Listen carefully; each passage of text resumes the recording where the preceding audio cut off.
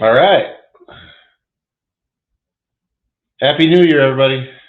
New year, new luck, new resolutions. Let's go.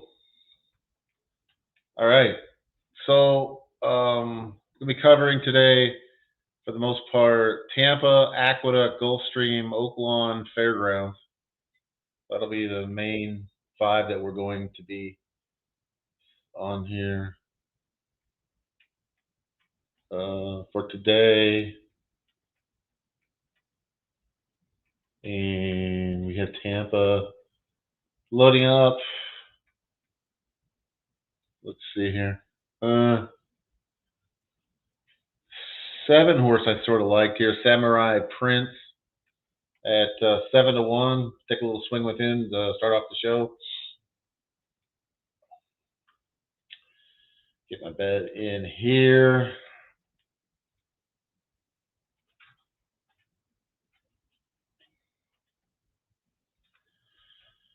Tampa race 1. I'm on the 7. Samurai Prince. They're circling around the gates. We have a couple minutes before that starts. And go ahead and post up your picks in the chat.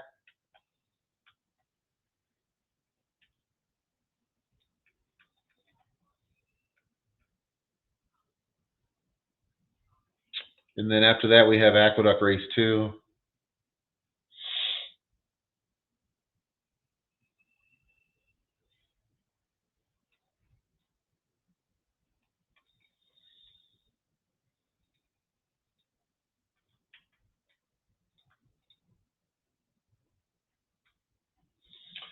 Santa Anita has canceled for today. If you didn't know, I assume it's because of the weather.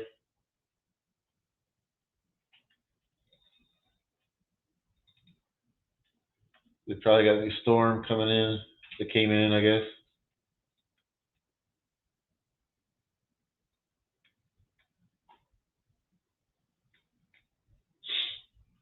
I think everything is fast and firm that's going to be on the show, as far as I know. Aqueduct looks fast there. It looks really cold, but it looks like it's dry. Tampa Bay is dry. I haven't checked Fairgrounds yet. Oaklawn is dry, fast there. Fairgrounds. It does say fast for Fairgrounds. So it looks like all 5 tracks are fast and firm today. And we're off and running at Tampa Bay. Just trying to get caught up here on some of the handicapping stuff.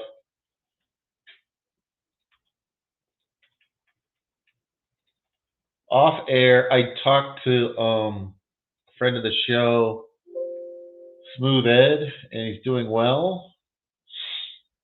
So I know you guys are fans. I'm a fan of Smooth Ed, and doing quite well. So I will be gone for the next 3 weeks after this week. So I'm hoping to have him on the show later on in the year. Let's see.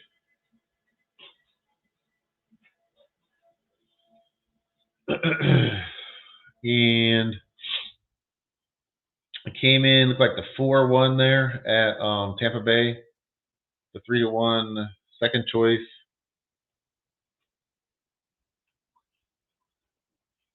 So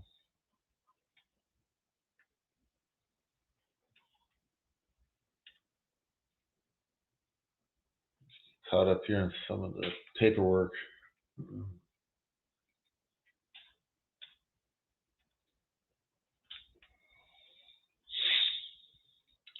Get some more people in the show. Hi, Jill. Hi, Don Johnson. Good morning or good afternoon, wherever you're at. Definitely morning here.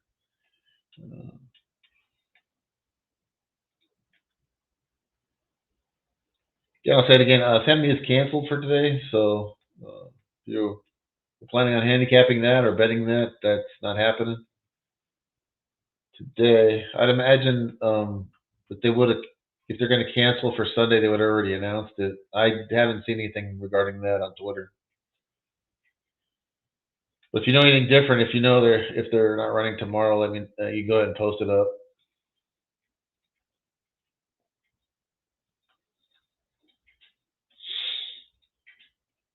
We got 2 minutes until Aqueduct Race 2. The final order at Tampa Bay Race 1 was 4, 5, 6. That's the top 3, 4, 5, 6. Tampa Bay Race 1.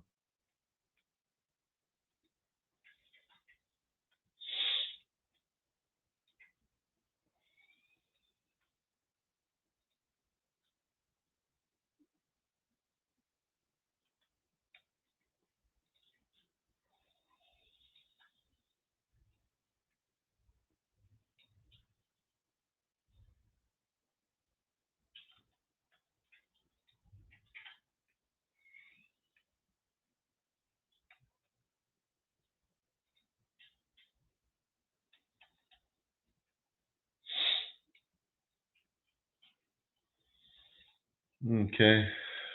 Get on over to Aqueduct. First race at 6-horse field. 4-year-olds and up. $20,000 claimer. Running 6 furlongs on the main track.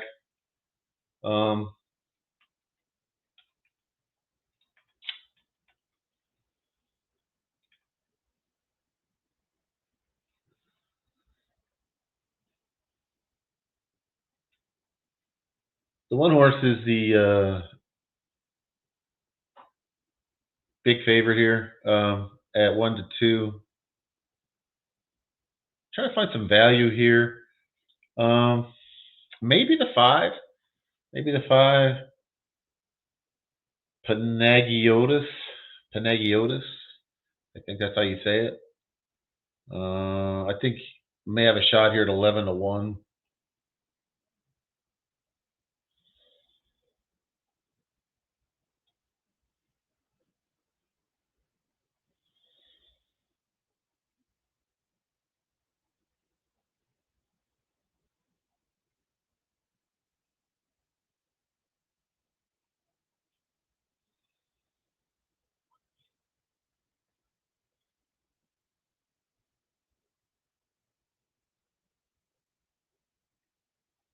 Panagiotis. Oh, this is actually race 2. Oh yeah, I saw the first one. Yeah, I do like the 5 here. Panagiotis. Probably not how you say it correctly.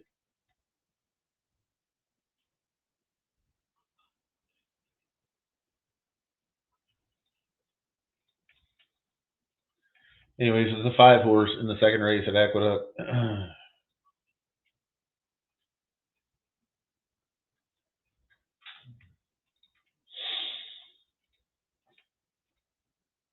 We will take that one.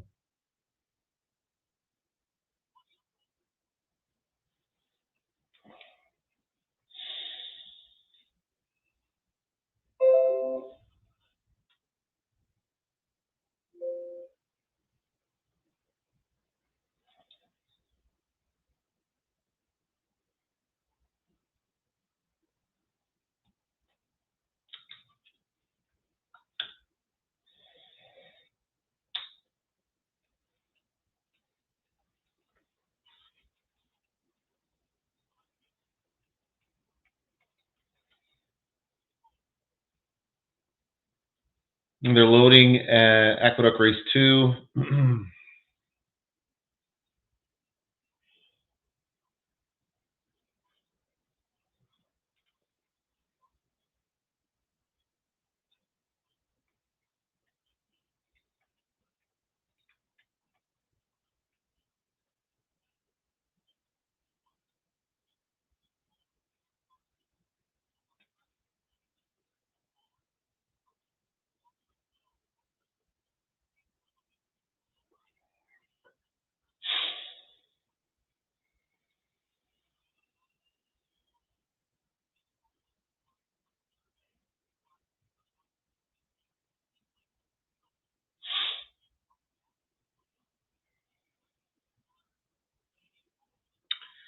The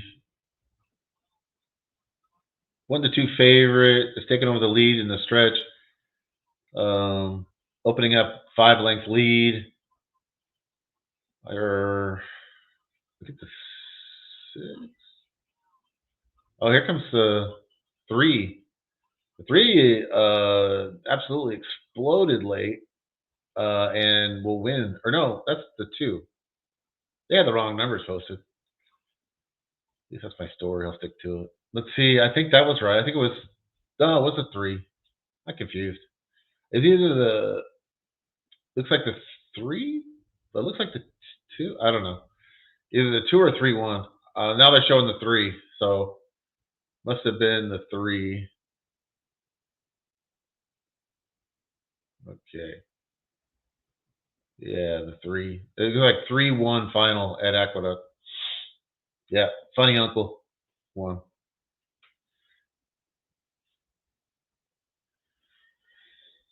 All right.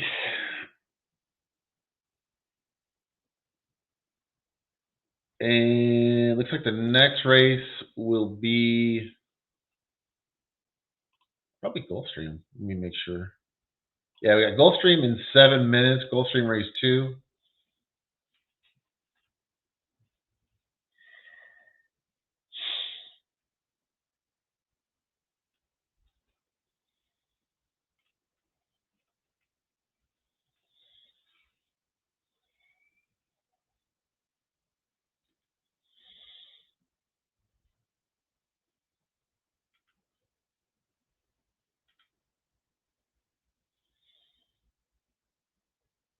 It's a big day in college basketball.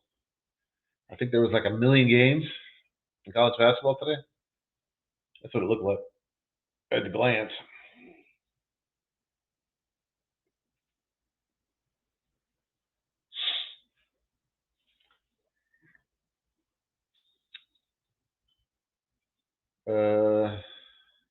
Let's see.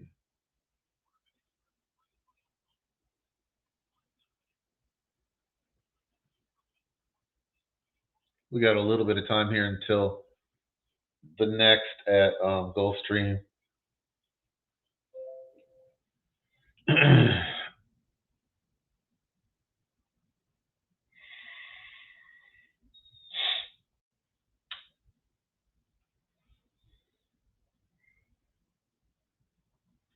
Just glancing at it a little bit overnight, I thought that the Oaklawn card was probably be most of our plays today.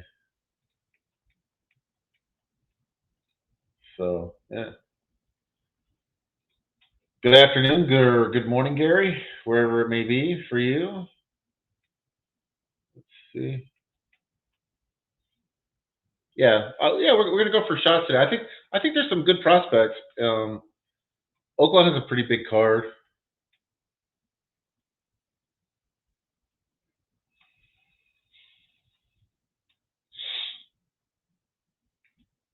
It's been a good week, really, overall. You've been following. Gilly had a good, I believe, 2 good shows. Yeah, he did. He did Thursday and Friday. I was on yesterday's show a little bit with him. He did quite well. Gilly will be back tomorrow. He's doing a Sunday show.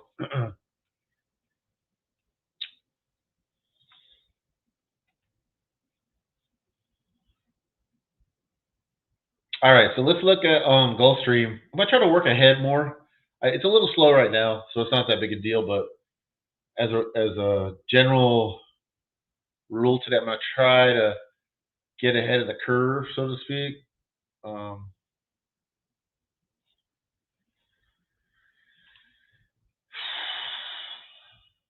So let's take a look at Gulfstream.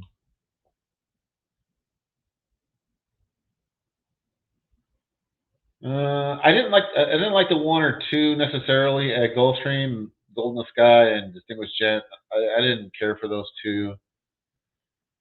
3 I didn't like at all. from a value standpoint, the 6 horse I did like, Mully's Moon, but he's the favorite. Kind of made sense, I thought. And that's really about it. I thought 6 offered some value. I mean, I'm not saying it's the greatest bet in the world, but I think that's probably the bet to make here. If you're going to play this race, I don't think it's a particularly good betting race, at least in my opinion.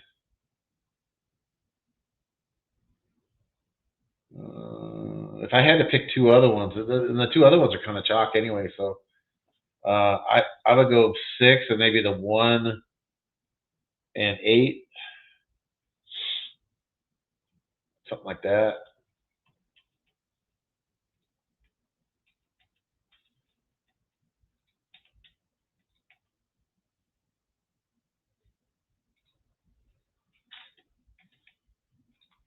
So nothing too exciting there, really. It's a shorter price horse on the 6, 7-2.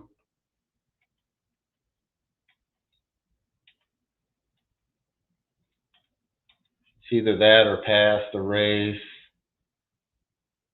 And then leaves us about 11 minutes to the opener from Hot Springs, Arkansas.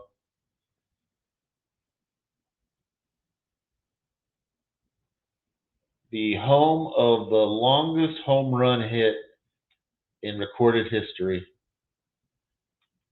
Hit by the Bambino, Babe Ruth. There's a park there in Hot Springs that has it all marked off, and where the ball landed, there's a fountain. There's like a home plate there, like a plaque, where he stood, hit the ball in an exhibition game. You're thinking, of all the places, that's the longest home run, right? But that's they have like a monument there.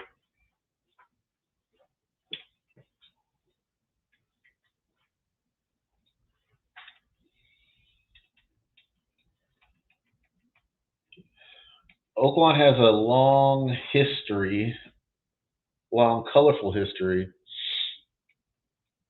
The story has it is that it was opened as kind of a retirement home for mobsters from the East, from Chicago, New Jersey, New York, Boston, from to go out and retire and have like something to do, run horses, breed horses, bet on horses, have a place back over 100 years ago.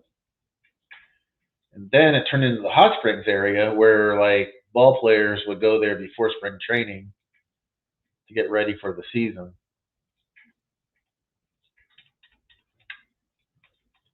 And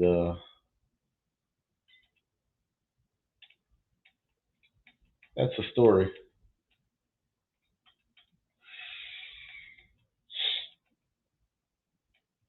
I remember because I followed Oaklawn for a number of years.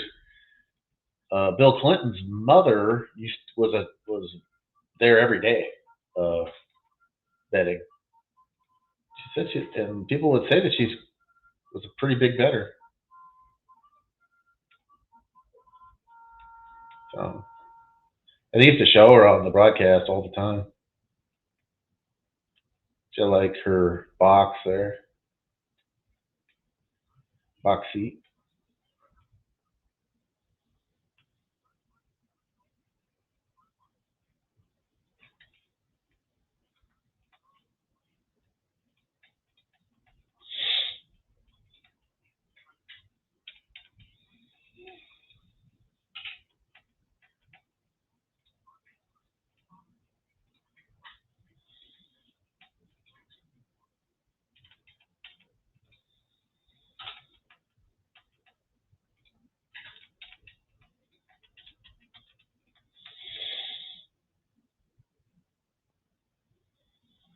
Dan H is on the 3 horse here at Gulfstream.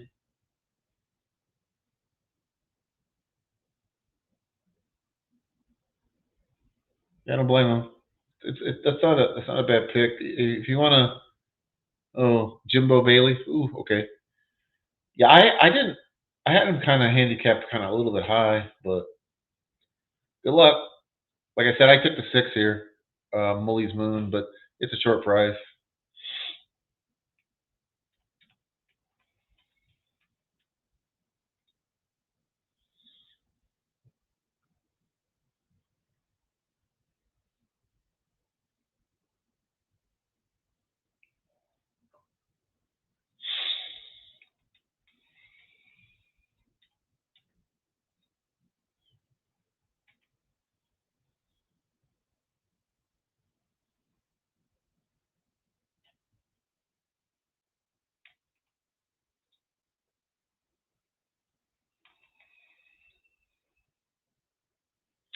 And we're off at Gulfstream. The 7 shot out was a real long shot. I thought it actually higher. It should have been higher than 20-1. It's gotten the lead on the backstretch.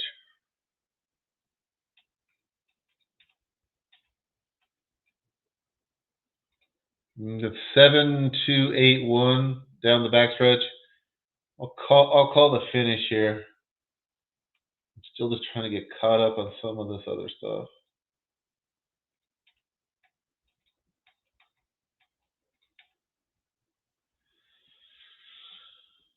Okay.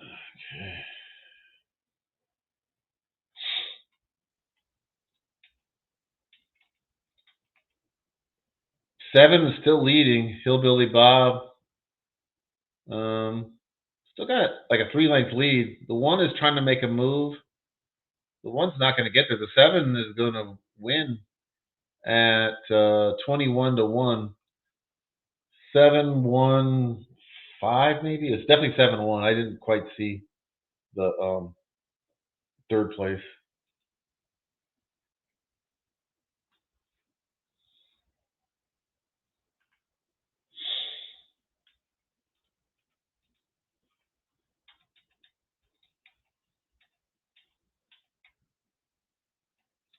It gives us 5 minutes to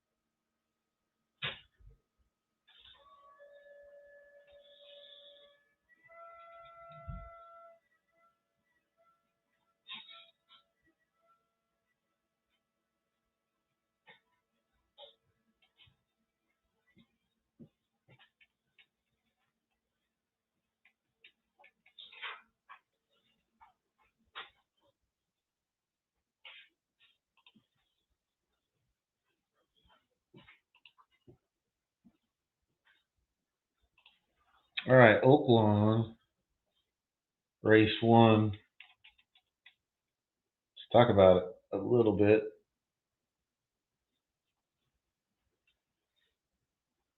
It's got a nice big field. I didn't see. Let me just take a look a little further here.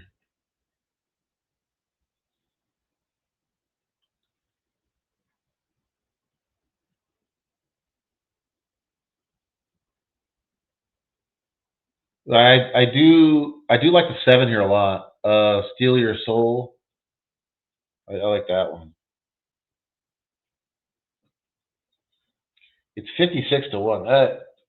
That, my friend, is an overlay. That horse should be around 20, in my opinion. These are all just my opinions.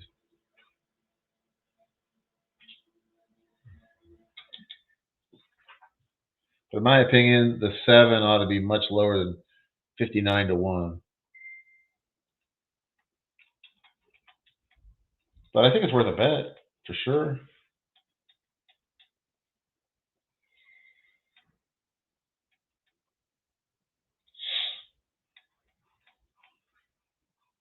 That's Papa Cassie, right? Not Norm, right? I assume not Norm Cassie. The other. It's the first name escapes me at the moment.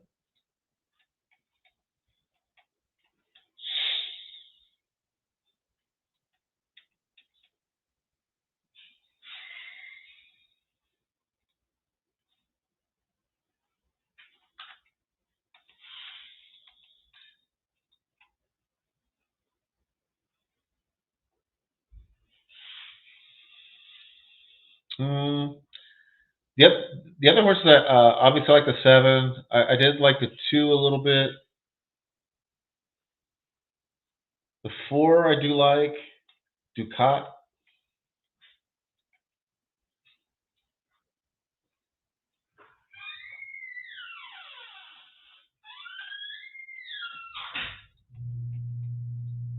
Might as well just put these in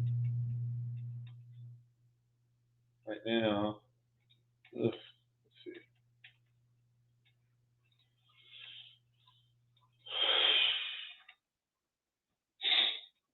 On the 7, 2, 4.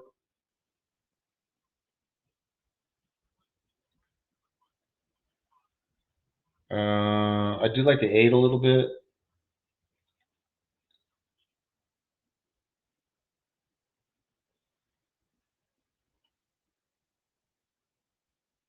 I guess that's about it. So my 4 contenders in here were the 2, 4, 7, and 8.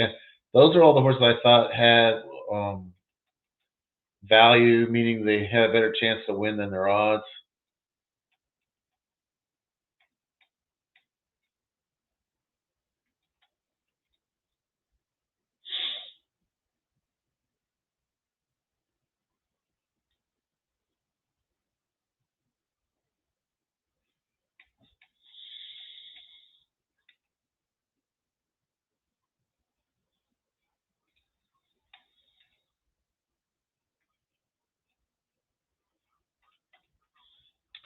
I did play those 4 numbers, and I'll post it up here. My bet.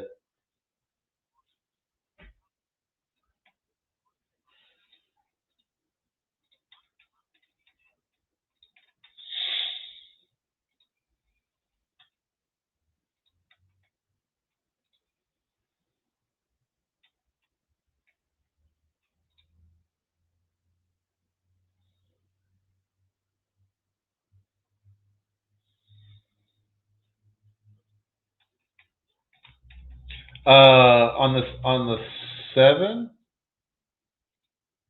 Dan H. Work work pattern on the first timer. Work pattern.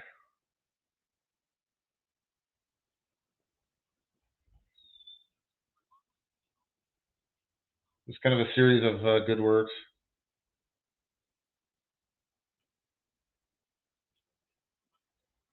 Yeah, especially the gate works.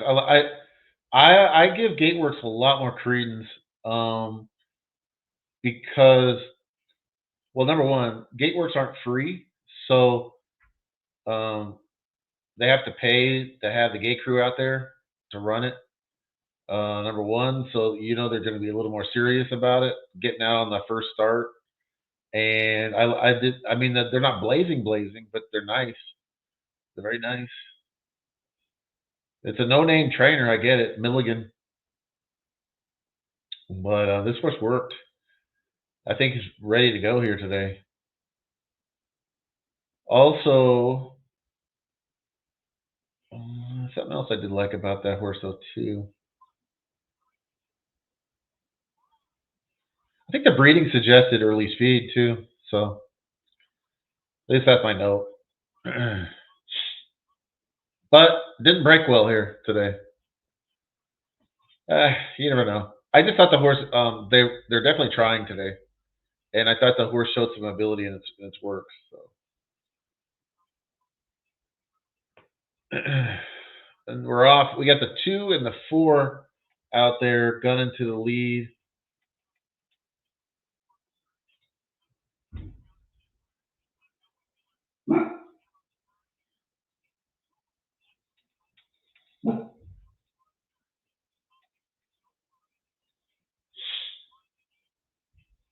So we got the 2 and the 4 out there in the lead. We have those 2 in the exacta. We have 4-1 over 6-1. All right, can we hold on 4? Ride them. So the 2's going to win. We did have win money on the 2. We do cash the exacta there. So we do hit. And then brings us up to, it says 1 minute to Tampa, but 1 minute means 3 minutes. So we got a little bit of time at Tampa. They're a couple hundred yards away from the starting gate at Tampa. Smaller field, looks like 7 in this one, 3, 4, 5, 6. Yeah, 7-horse field at Tampa.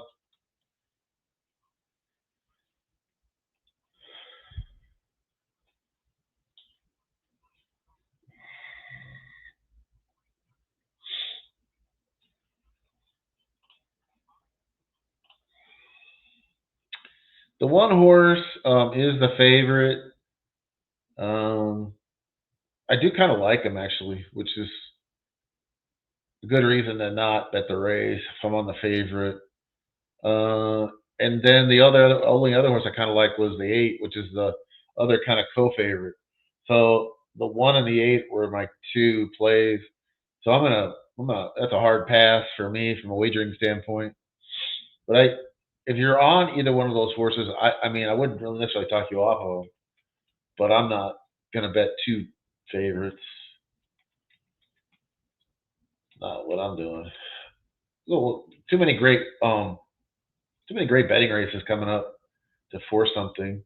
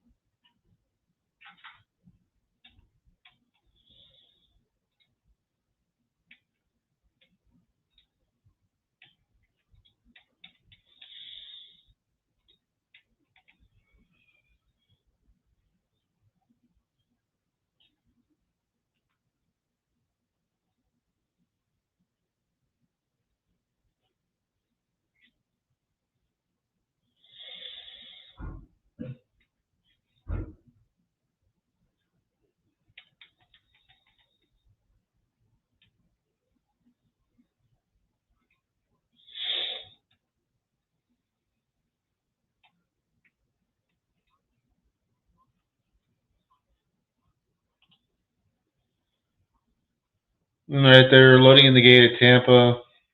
Got 3 minutes until Aqueduct third. I'll call the finish on Tampa once they cross.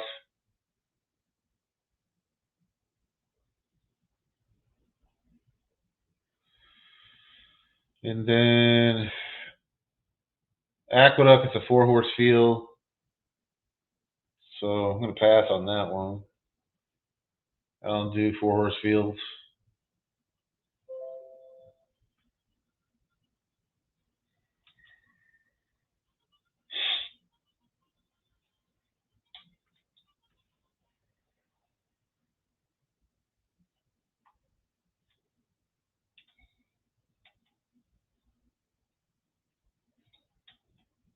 Feel free to post up your horse picks.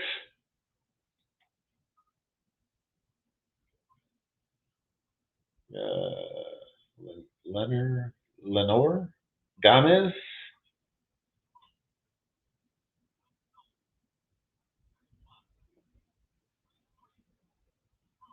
Oh, did it really? I didn't. Okay, I didn't ever saw third.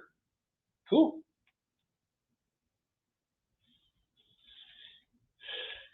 I mean, if you cash it, more power to you. I can't really take credit for it because I didn't even call out the try. Those trifecta never came out of my mouth, but I did have the exacta, and I'm gonna look up. What did it pay? What did the exacta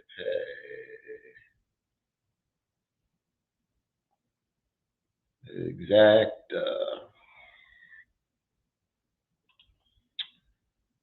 $1 exacta paid $39.30. So that's all right. It was kind of like the lower the combo. I think it was like the least paying, the least highest paying combination out of the 4 horses. Yeah, the 50-cent try paid $111.95. That's not bad. That's not half bad. All right, so I said that I would call or announce the final at Tampa. It looks like the one did win. It looks like 1-6, but it's close, very close. So 1-6 at Tampa race 2.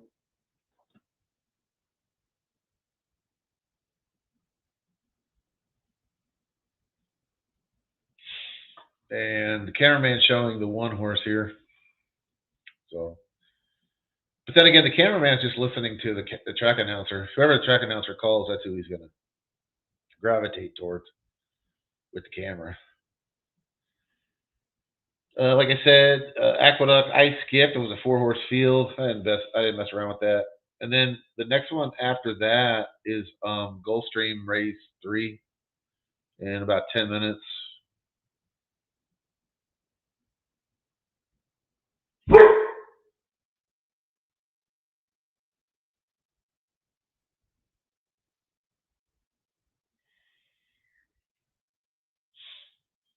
And we got a 3-horse objection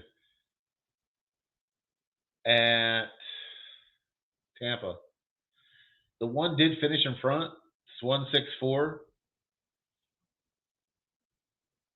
164, and all 3 are flashing. So evidently it's the 4 against the 1. That's what I'm going to assume. Well, they're showing the head on here. But we will move on to Gulfstream and then Oaklawn in 19 minutes.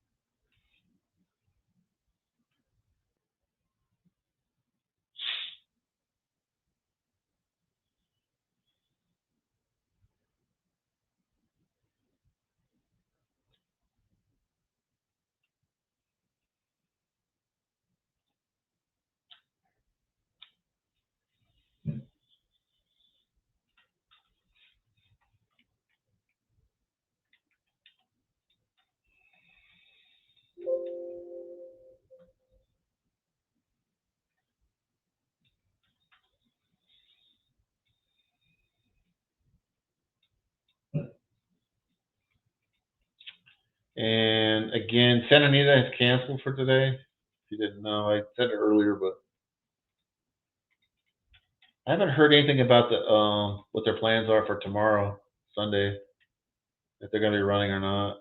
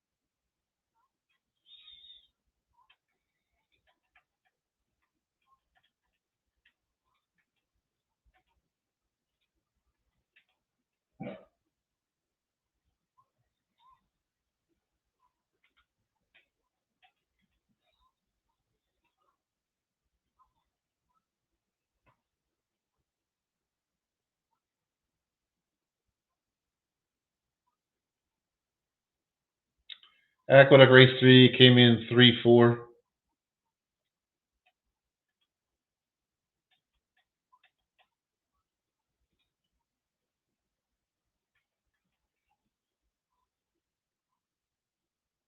Gulfstream race 3.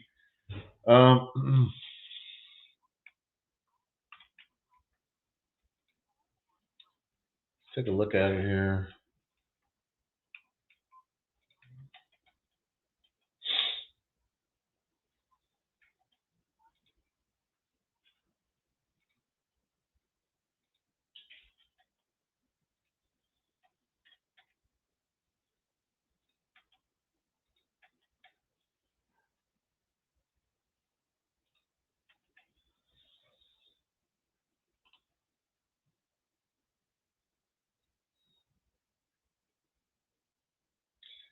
The 1 and the 2 at Gulfstream race 3, I didn't much care for.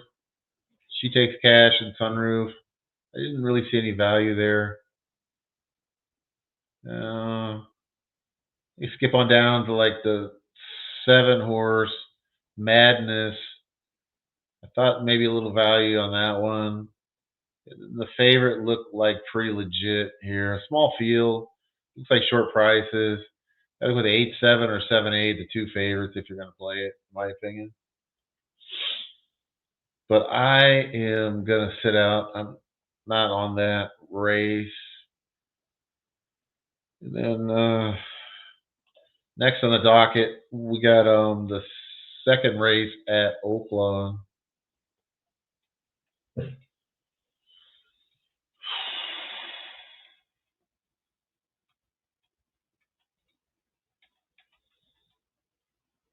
Oh, yeah, DQ'd at Tampa, huh? All right.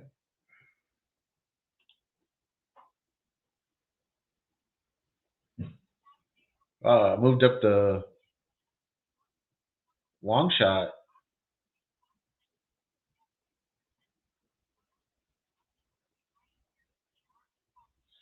So the final was 6-1. 6-1-4 was your top 3. Tampa race 2.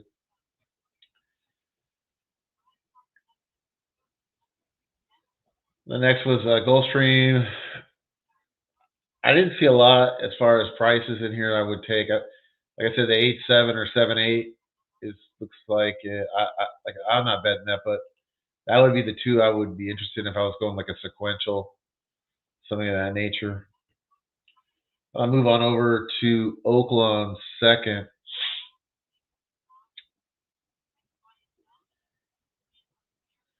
It's like we got 3, 4, 5, 6, 7, 8, 9, 10, 11, 12-horse field going in Oaklawn race 2 on a fast main track.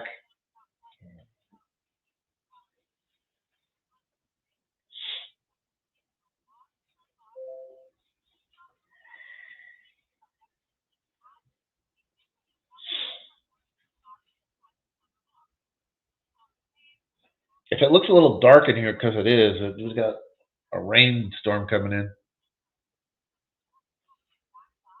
So I usually have plenty of ambient light for the shows, but not this week. A big storm.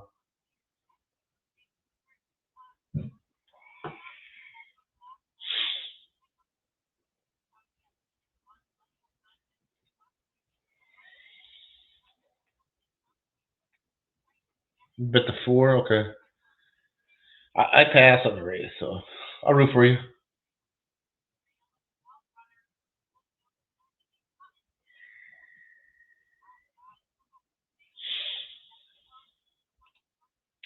Gives us a chance to cut. We can go through the second race at Oaklawn.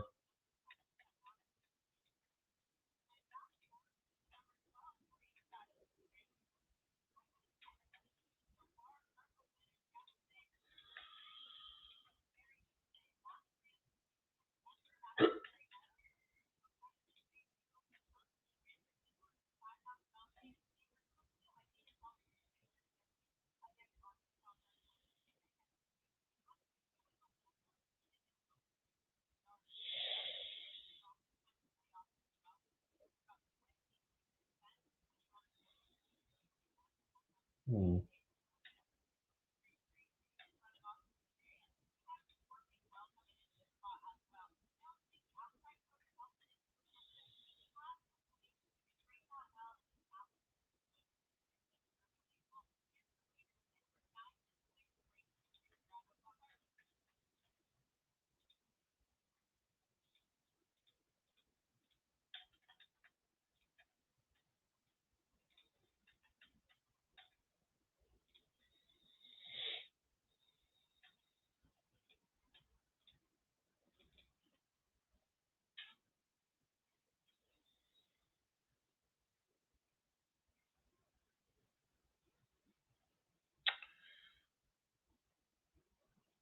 Yeah, the one horse Holus Bolus. Uh, and he's currently at 14 to 1. Um, I had him handicapped at like about 20, price at 20. So that wouldn't be the worst bet, but I wouldn't necessarily take him at that price. He's a slight underlay, in my opinion. The 3 horse is an overlay. I skipped over the 2. The 2 is probably the price he ought to be at 5 to 2 or 2 to 1. He looks decent in here. One of the definitely a contender. The 4 horse Clear Echo, I did like. I had him priced right around where he's at, 7 or 8 to 1, maybe more like an 8. The 5 horse had priced at 17 to 1, currently at 10 to 1, so I wouldn't play that. 8 I had priced at 150 to 1. We got a scratch here? Oh, maybe not. Okay, thought we had a scratch. Okay, the 6 horse, like I said, I had priced at 150 to 1, so I did not include that horse in my exacta box. The 6, yeah, the 6 was 150. The 7, 200 to 1. That's where I had it priced. The 9, I had priced at 8 to 1. Currently 3.5 to 1. So wouldn't be a play for me. 10, I had handicapped at 300 to 1, and the 11 I had priced at 350 to 1. So those are real crazy long shots in my opinion. The 10 and 11, the 12 horse I had handicapped at 150 to 1. 13, same thing, 150 to 1. So the 3 horses I'm looking at,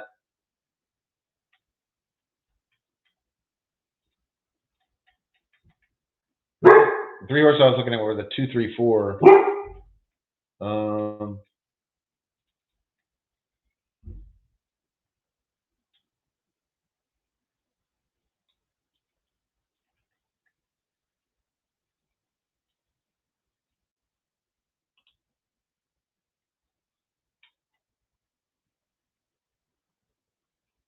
2, 3, 4, and I would say the 4 horse would be my preference, my top pick.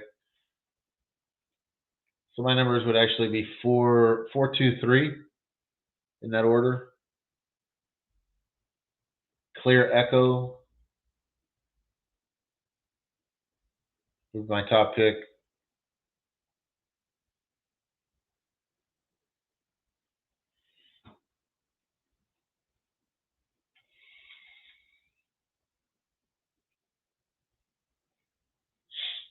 With 5 minutes to go,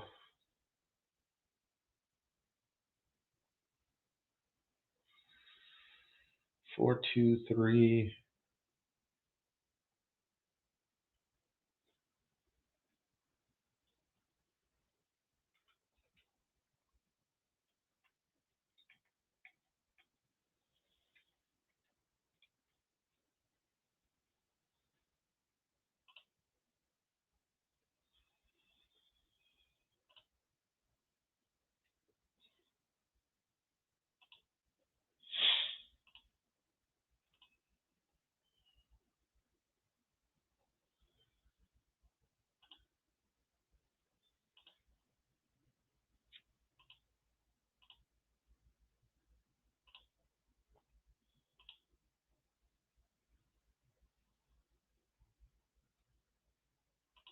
4-2-3 at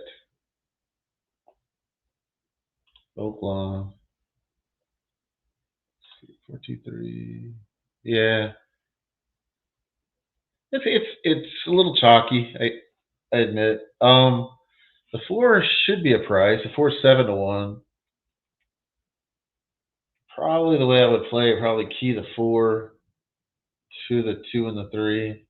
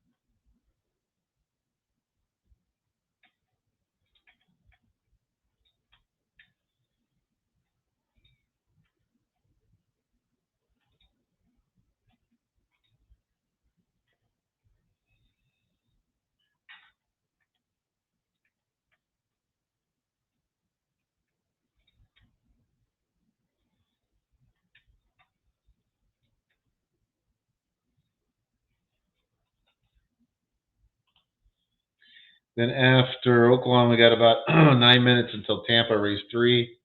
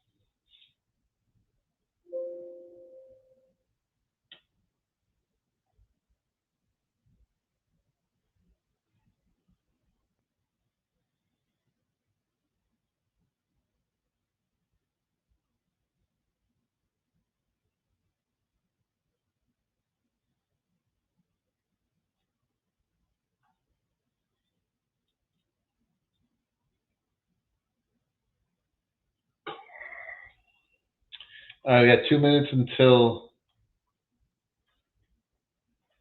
Oaklawn race 2.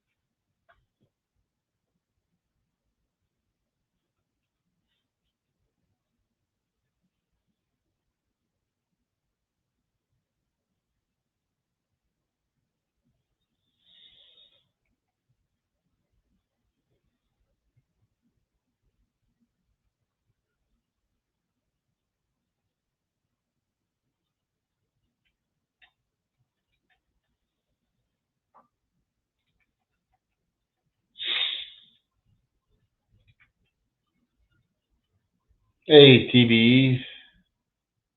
TBEs in the house. Yep, gonna get some winners.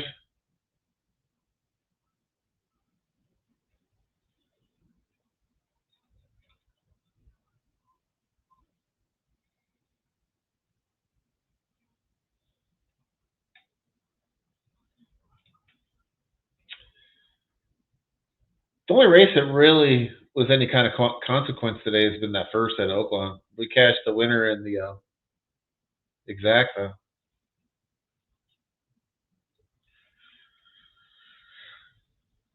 So, you know, it hasn't been a lot of great races yet. This is a decent race here, although I I kind of went a little chalky here. I keyed the 4 to the 2 and the 3, and then I did box the 2, 3, 4. But hoping for the 4 at least to be part of the exact, if not win. So yeah. All right. So they're loading in the gate. They're almost ready to spring the gate for Oaklawn Race 2. Then we'll go through Tampa Race 3 here.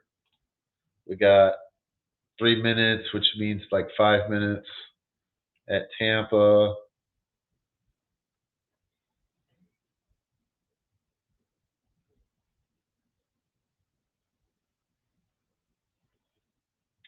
I could tell you one thing. I do like the 3 a little bit at Tampa.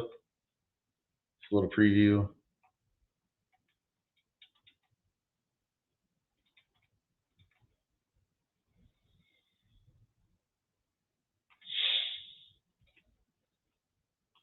And we are off at Oaklawn Race 2. We're off and running.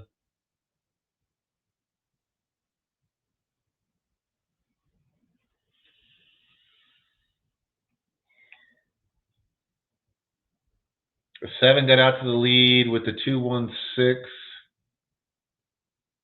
And the 3's right there in 5th, moving up. 4 is kind of back there, which is a little concerning. He's getting a little bit of a rail trip here. He's making up some ground. 7 has got a couple lengths lead. The 2 is bearing down on him. Here comes our 4, rallying from way back. Got into 4th now.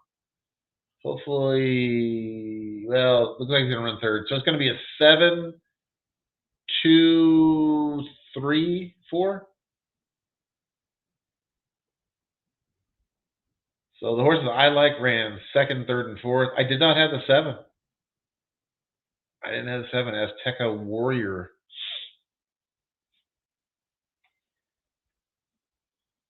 All right, so let's get on over to Tampa.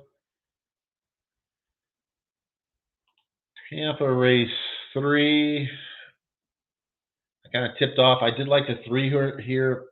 Painter's Prodigy. Getting my top pick in this one.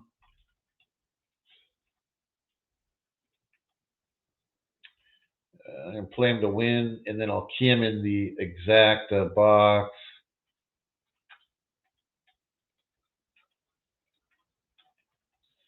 And I'll give you the other numbers here, the hookups.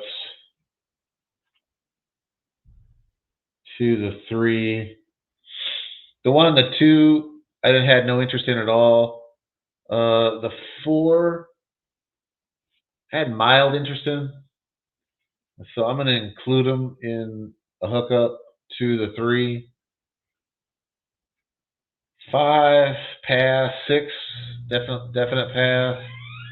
7 is a pass on. The 8, I did like. Midnight Onyx.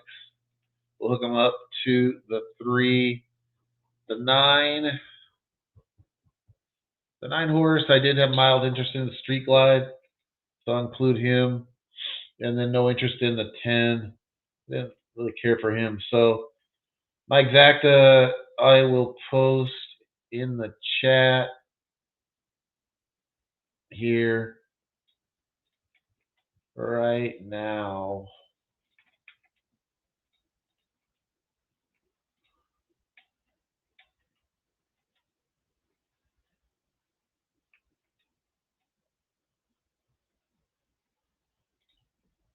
That's for Tampa right there. All right, Dennis, we'll see you later.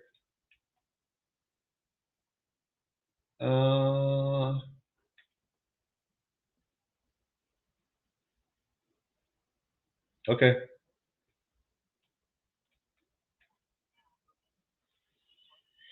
Yeah, I didn't really see the 7 at Oakland. Happens. So that was my bet at Tampa right here. They have on the screen. That's for Tampa race 3.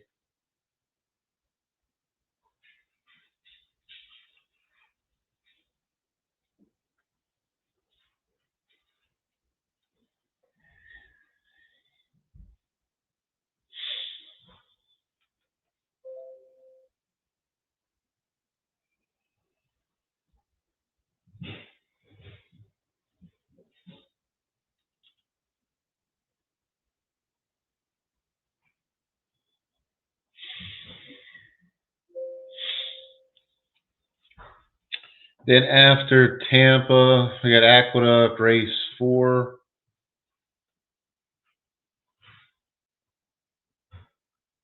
I could talk about that one real quick before the Tampa race goes off. Just real quick, I did like the 2 Hurricane Cavs, which is a long shot. I didn't have too much interest in the 1 or the 3. The 4, kind of mild interest on the 4. Bounty Banker a little bit.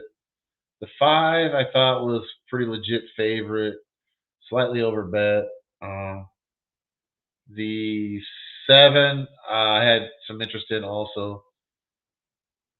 So again, to kind of recap, the 2 mild interest on the 4 and the 7, 2, 4, 7, were the horses I was looking at Aqueduct race 3. Come back to it.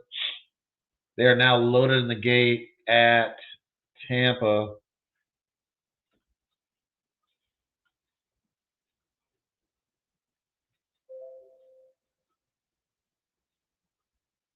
Yeah, I agree, Dan H.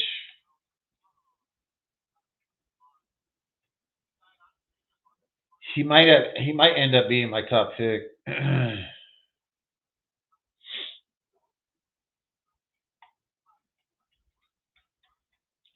I'm gonna go ahead and throw out I'm gonna put out my phone, my computer would help. Okay, there we go. It's fighting me.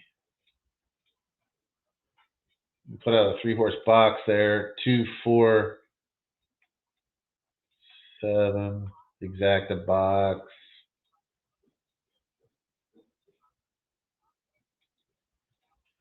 I'll go ahead and post that up in the chat.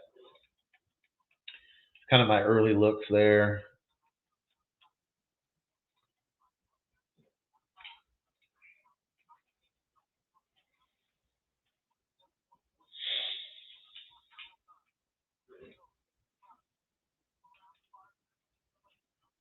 All right, we're running at Tampa. The 3 does have the lead. Looks like he's scrubbing on him pretty hard, though, on the lead. As they approach the top of the stretch, the 8, it looks like maybe has taken the lead over the 3. The 7's in between them. It's 8 on top. Looks like a battle for second between the 3 and the 7. Kind of need the 3 to get second here. I think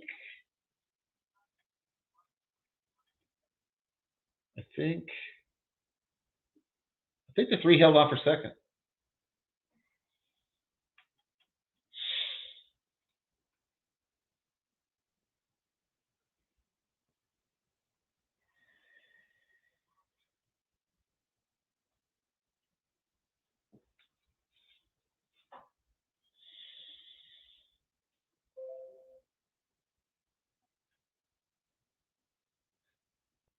Pretty short prices though, but we do cash the exact. I believe the 3 got second.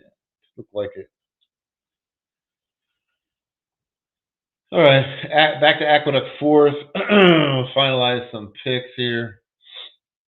I posted up an exacta box. I will roll with that. Let's see if I want to add anything else here.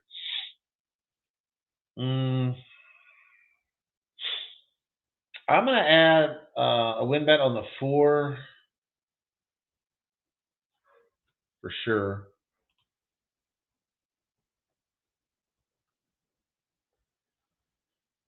Bounty Banker. Not the biggest win bet in the world, but a smaller win bet on the 4 Bounty Banker.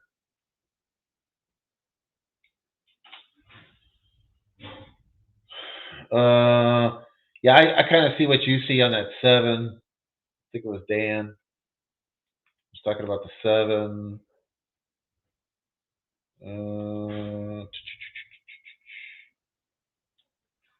Yeah, I think the 3 did cut second. I'll come back to it in a second here. I want to get a chance. Somebody. Yeah, Dan was talking about the 7. Yeah, I agree. I love the pedigree. Pedigree's strong on the 7 for that first timer. You know, I'm gonna make him my top pick. I'm gonna go 7-4. 7-4 is my 2 win bets there, but definitely more on the 7.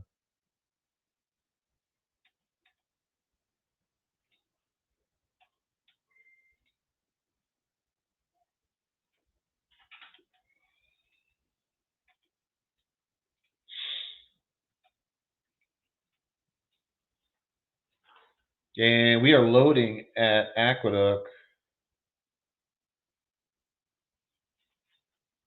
But I wouldn't cry a river at the 4-1. Would not cry if the 4-1. Then we're 4 minutes away from the opener at NOLA Fairgrounds in New Orleans.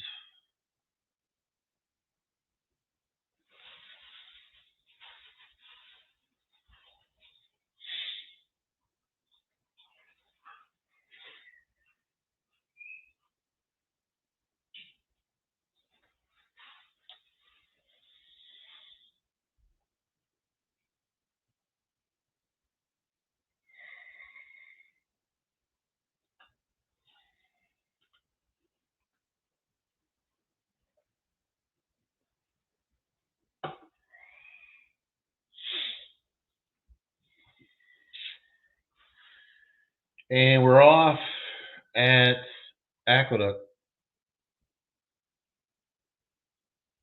The 2 got out nice. That was the horse I kind of was my 3rd pick. It's not going to really help me unless I get somebody else in for 2nd, though. Because the chalk is the 5 horse I really didn't care for is running 2nd and is actually making up some ground. Look like probably going to win here. So it looks like a 5-2. 5-2-4 final, 5-2-7 final. And it looks like 5-2, which really doesn't do me any good because the 5 was kind of the horse I was sort of playing against there.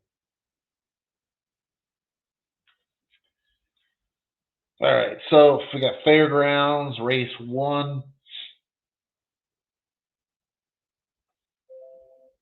Take a quick look at that. It is an 8-horse field. If you ask me, it looks like a kind of a muddy track, but it's listed fast, so it looks wet. Looking at it on the big screen.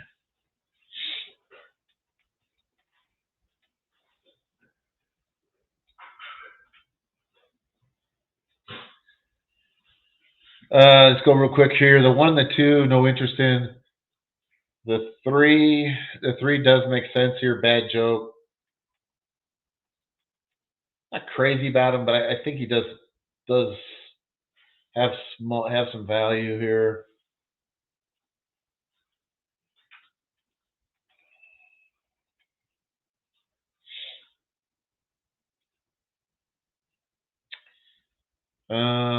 The 4, I didn't have any interest in at all. The 5, no interest at all. The 5 had the least chance to win here. 6 looks like a huge underlay. Dr. Hinckley. Not interested in that. The 7, no interest there. The 8, Chariot, looks like a legit even money type favorite. Probably would have to take that if you're betting this race.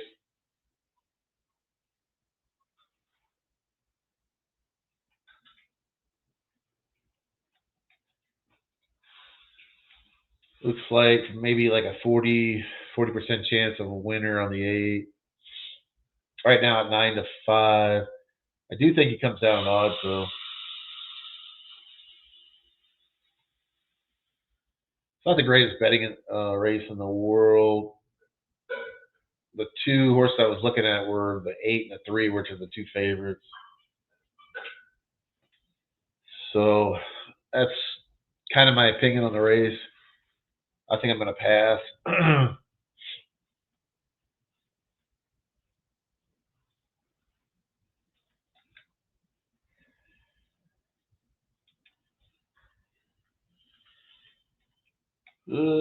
Pass on that one. And then we got Gulfstream race 4 in 3 minutes.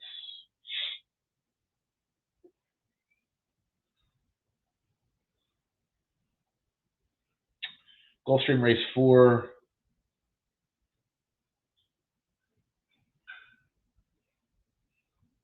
No interest in the 1. Valentine seems overbet to me. Well, they haven't listed at 4 to 1 here. Let's see what. Yeah, so they're projecting 4 to 1. He's 4 to 1, so that's probably where he's going to end up, the 1 horse, and that's unacceptable for me from an odds standpoint. The 2 makes sense. He's at 8 to 5 right now. That's probably about what his chances are to win. So wouldn't be the worst bet, but it's another favorite. Which doesn't really inspire me to go wager it. The 6 I thought had the least chance of winning here, but not necessarily no chance. Probably have him handicap about maybe 4 or 5% chance of winning. And then the horse I like the best, and I'm going to bet, is the 7, Epico. I think that horse is definitely worth a bet. I just love the way the horse is working up into this thing. I think it's going to improve today. Number 7, Epico is a wager.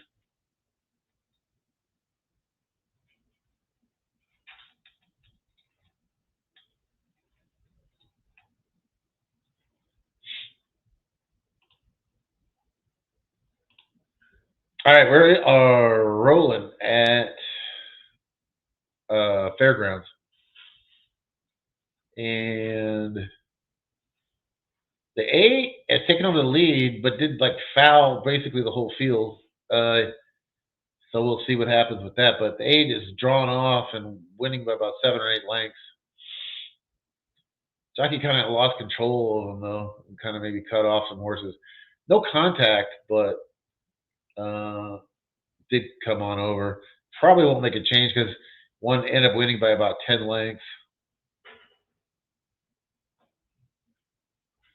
The 8, yeah, blew him out after it was said and done.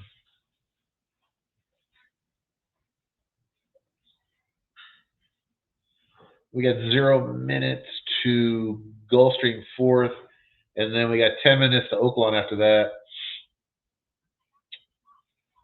I'm on the 7 here at Gulfstream Race 4, Epico with Edgar Zayas.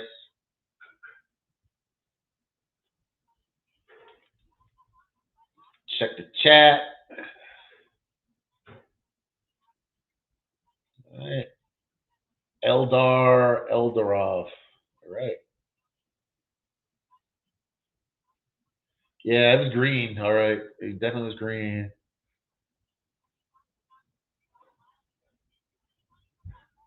Sometimes I think instead of like jerking the horse, like the horse wants to duck in, is in the natural reaction is for him to pull out, is just to go forwards with the horse because that gets them out of the trouble anyway. If they've got momentum, I believe it's better just to go straight and not go the opposite direction of the horse, because you're not going to move, a 1,100-pound animal, as being a jockey that weighs 110 pounds. You're just not going to, it's just ridiculous. So I think you're better off taking that momentum almost like a martial arts and then moving it forwards.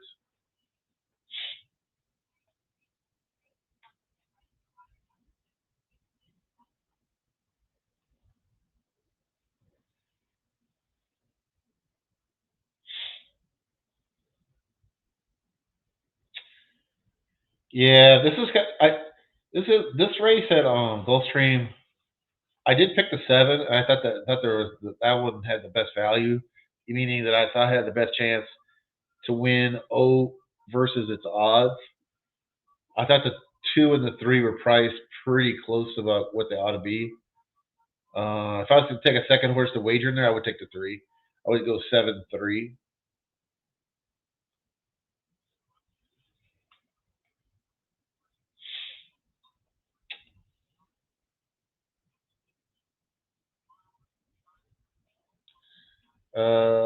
Let's see. Did they make an official at Fairgrounds?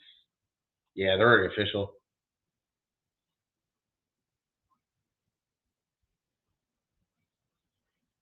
So 8-5-1 official at Fairgrounds race 1 Chariot with the other Ortiz brother Jose riding. And then that brings us to Gulfstream, and then 7 minutes until Oaklawn race 3. So we're rolling along. We're picking up a little bit of volume here now that Fairgrounds has started. So that brings us up, I believe, 5 tracks: Aqueduct, Gulfstream, Oaklawn, Tampa, and Fairgrounds now. We are covering here. So I'm not going to try to call Gulfstream. I will give you the official numbers, or not the official numbers, but I will give you the numbers when they cross the finish line. But I am going to start breaking down Oaklawn race 3.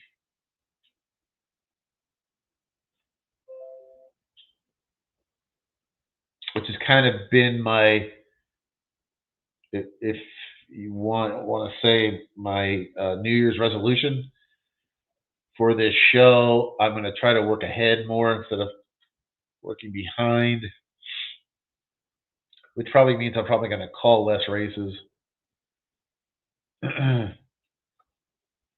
but try to get the picks out there sooner.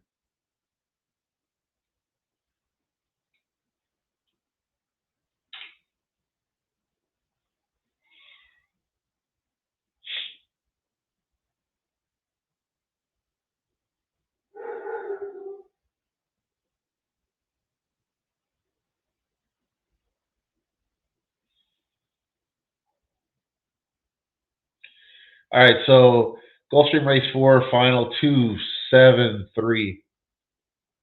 2 ran off. It looked like 7 was going to make a move on him and then sort of hung. Never did get by him. Let's go through Oaklawn race 4 real quick. I did not have any interest in the 2. The 3, no interest there. 4, no interest. The 5, I thought was legit favorite. Misinformation. I think you have to include him in any kind of exactas or trifectas. The 6 horse, I also would include the 5 and the 6. That's probably your favorite and your second favorite. The 7, no interest in that at all. The 8, mild interest. Probably not an interest at all, but maybe on the 8, mild interest. The 9, no interest at all. And the 10, no interest. So the 2 horses that I'm looking at are basically the 2 favorites, the 5 and the 6. So That's not really what I do. So, taking favorites to wager. So I'm probably going to pass the race.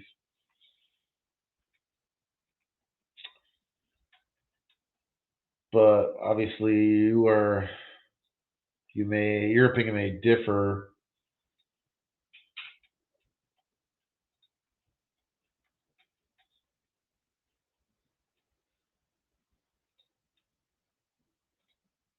Yeah, we got the results already. Did that. Okay.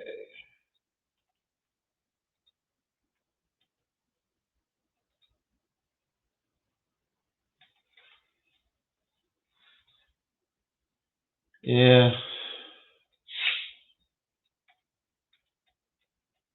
TB, I like if you had to put a gun to my head, I would probably take the 6 over the 5 though, just from a wagering standpoint. I think probably 5 is probably pretty close. I think they're really close, as a matter of fact. And if you're getting a little better odds than the 6, that might be the better bet between those two.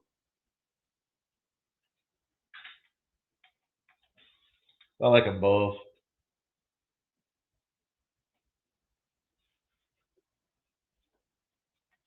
I just thought the 6 had a little better price. Then that takes us to Tampa, 9 minutes.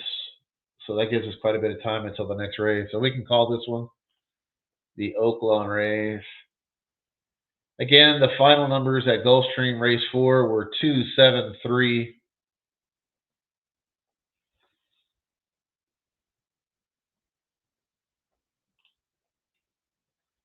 And we will call Oaklawn here.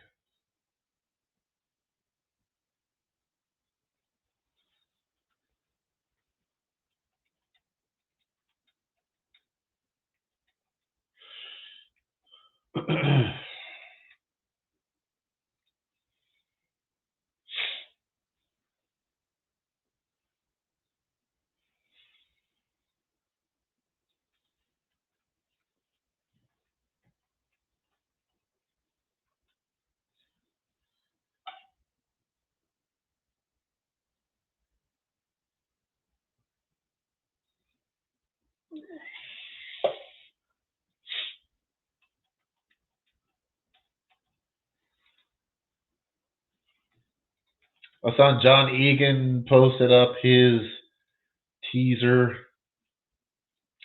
picks. I think he had the Panthers and who's it? I don't want to say Panthers and was it Seahawks? I'm scrolling back and I'll post it up here. John, okay. Yeah. Oh no, he had the 49ers. So my apologies. The Niners and the Panthers teased. Is that a 6-point teaser, John?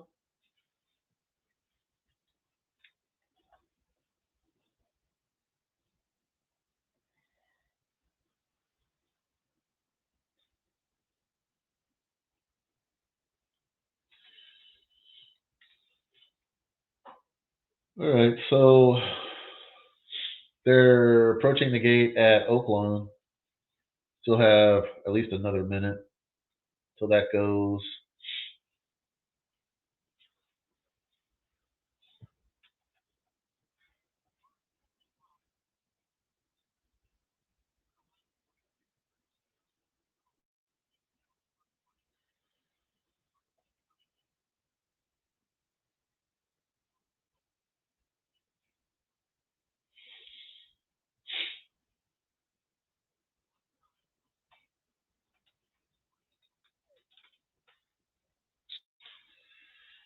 All right, we are starting to load at Oaklawn, race 3.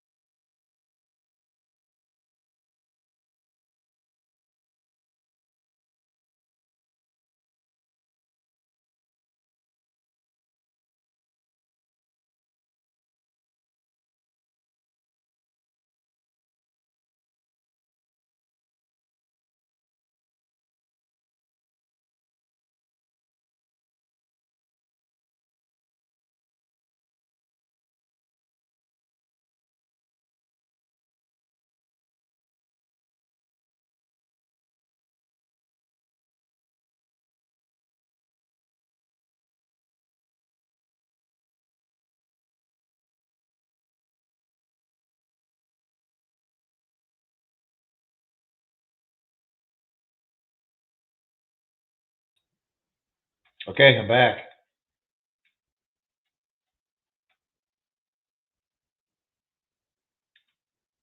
I don't know what happened there. All right. I'm back on talking about Tampa race 4.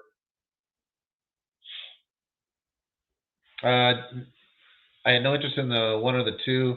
I did like the 3 a little bit, King Fiero. The 4 horse, no interest in at all. The 5, no interest. The 6, I did like, Don't Answer. I like that one. Don't Answer.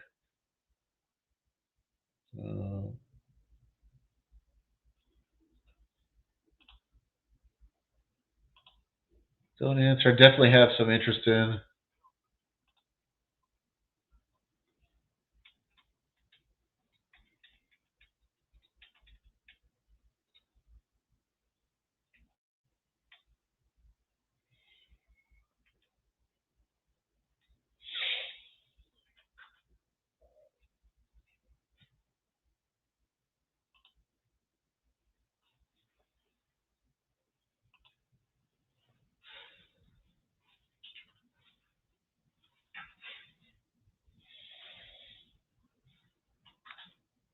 So I'm on the 3 and the 6 at Tampa. Tampa race 4. Just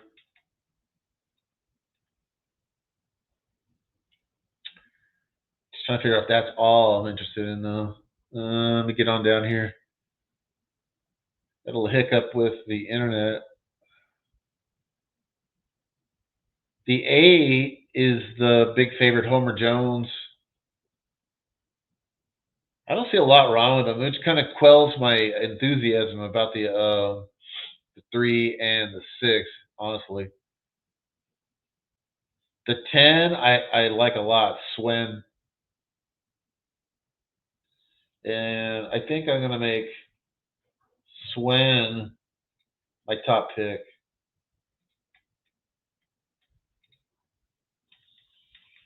If I can get my internet to work.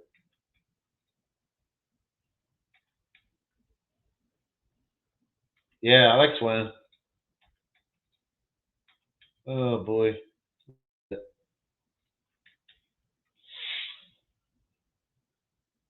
Uh-oh.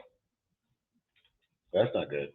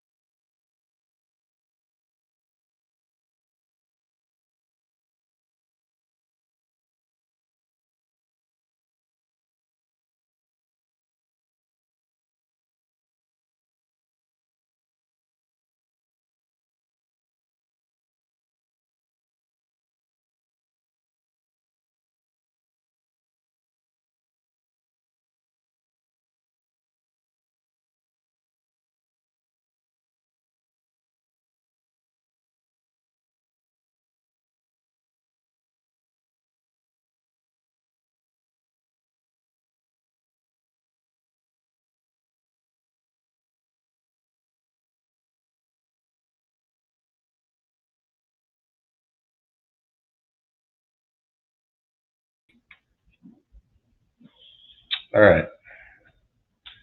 We are off and running. Yeah, I'm back. TV. Okay.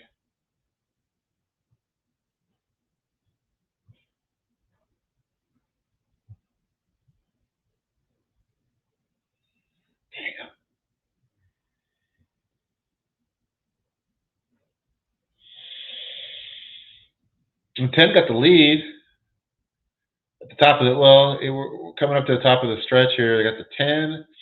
Somebody's in hot pursuit here. Looks like the 8. Yeah, the favorite. Come on, 10. 3, 8. Oh, 8's gonna get him, I think. Well, they're fighting it out. 8, 10, 8, yeah, 8, 10, 8 just got by him. Disappointing.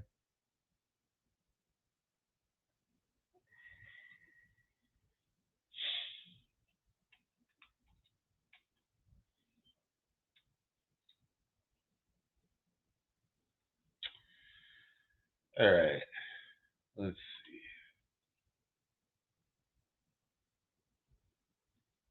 We got Aqueduct race 5 coming up.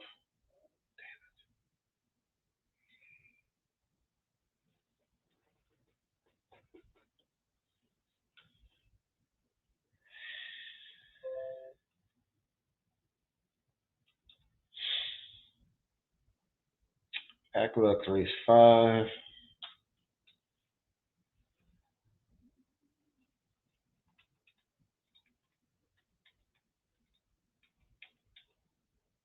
All right.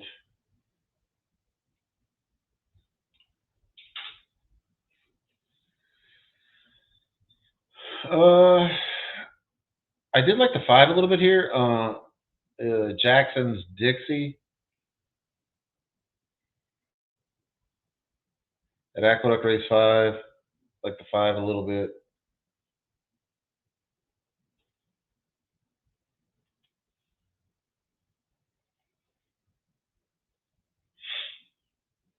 I was a little bit of a heartbreaker there at Tampa. I mean, I'm not going to lie. That race 4. I thought the 10 had him. Got run down by the 3 to 5 favorite.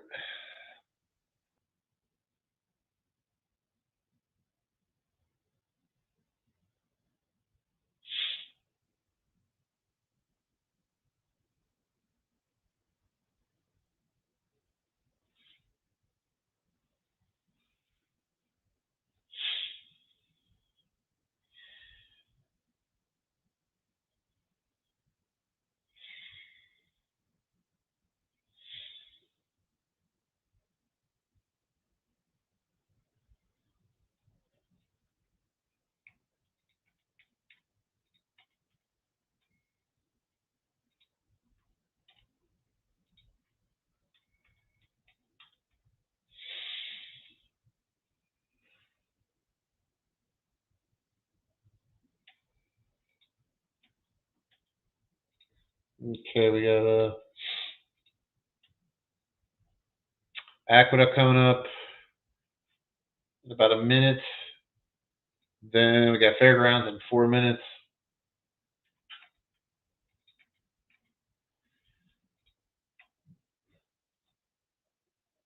And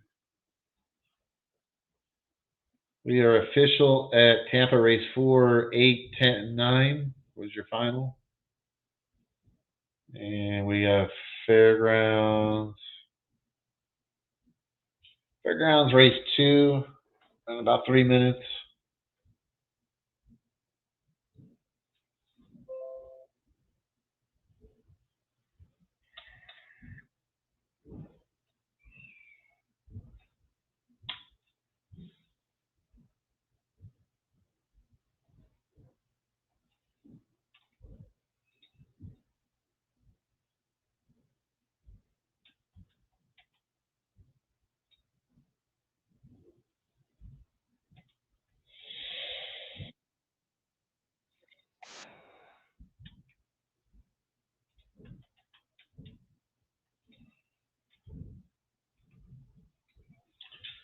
All right.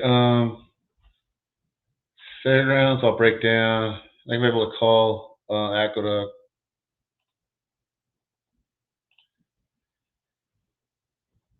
The horse I was kind of looking at here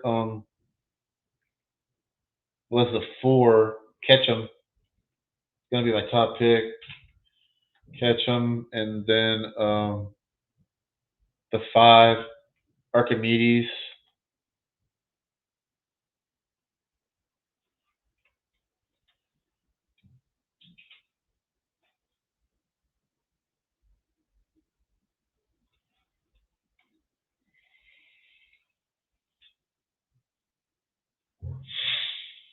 So those are my 2, 4 and 5. Four's got a little bit odd, 6-1, and the 5 is 3.5-1. So playing both to win and an exacta box between them.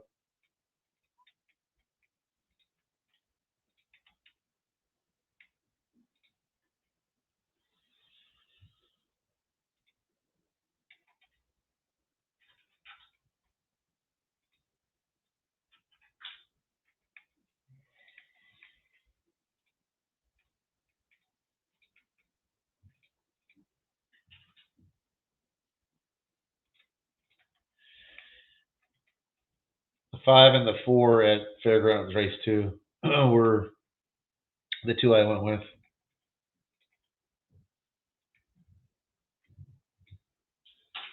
Then after that, we got Gulfstream in 4 minutes.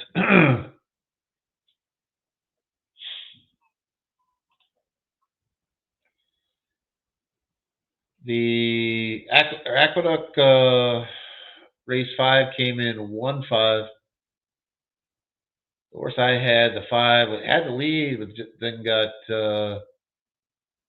one just rolled right by him late, deep stretch.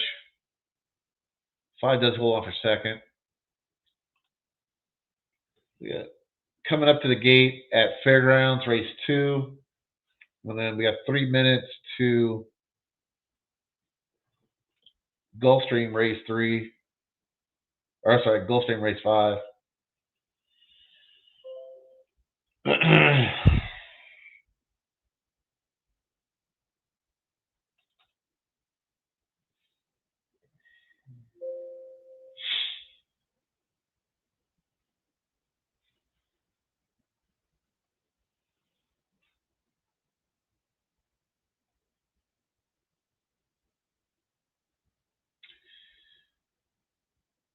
Let's see.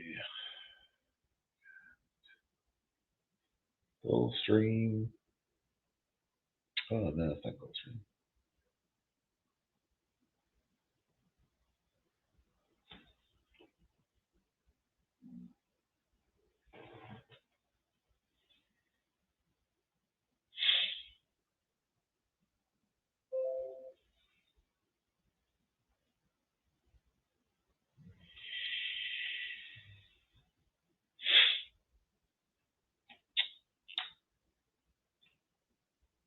We're rolling at Fairgrounds race 2. The 6 and the 3 are out on the lead. The 5 is right behind them. The 4 is right there, right behind them. Both look in great shape to win this race, either one of the 5 or the 4. See if they can pounce here. The 4 got a nice trip right through and taking over the lead. The 5 did actually take the lead for a second, but then kind of lost steam, and the 2 is taking over second. So it's a 4-2-5 final, Fairgrounds race 2. And then we are approaching the gate at Gulfstream. Have to kind of move through these fairly quickly. The one I did kind of like, Wanna Be Loved, 3-1. Had some interest there.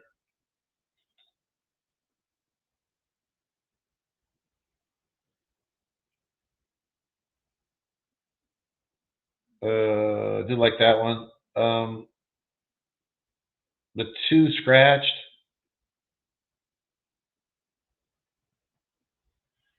The 3, no interest in the 3. The 4 had some mild interest in the 4 Wrecking Ball.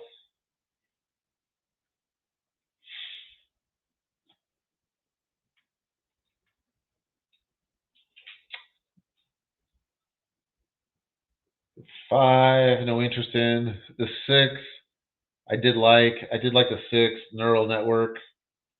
That is your favorite though, with IRAD.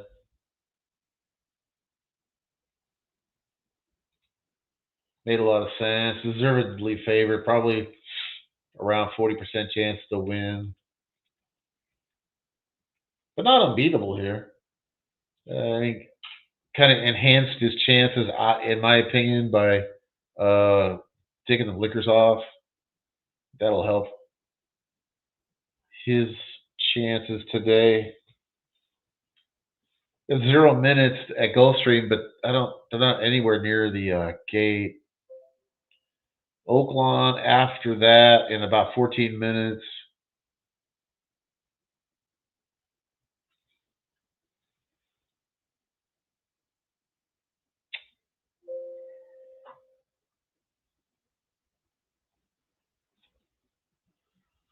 And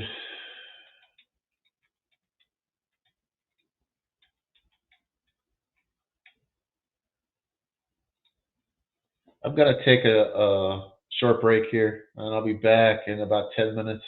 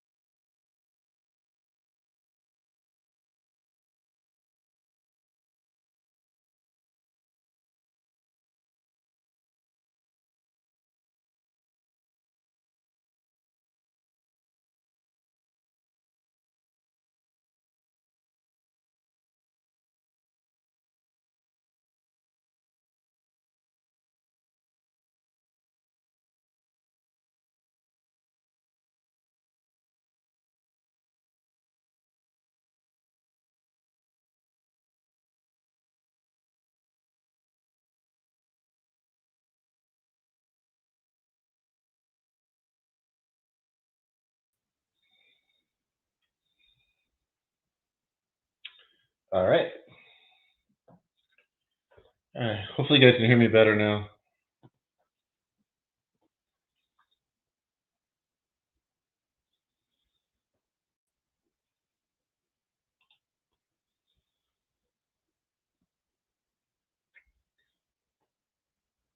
Didn't seem like I missed much. The 1 to 5 favorite wins at Tampa on the turf. The Aqueduct is loading the 6th race. I kind of like the 4 and the 7 there. But the 7, Matt Tudor had a shot, 30 to 1. 4, 7 to 2. Then we got 4 minutes to Fairgrounds. We'll get that. Take a look at that real quick. Kind of a smaller field at Fairgrounds and a 1 to 9 shot. Gotta love that at Fairgrounds. 1 to 9 on Little Miss Curlin.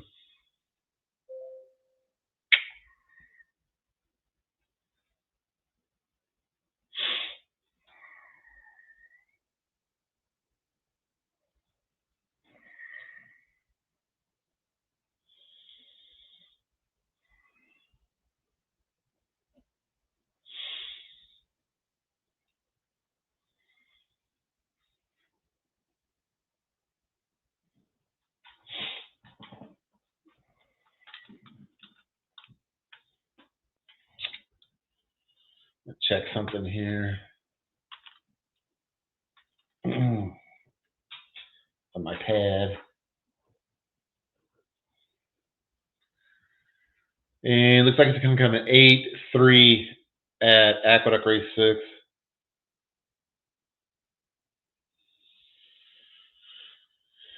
Let's see.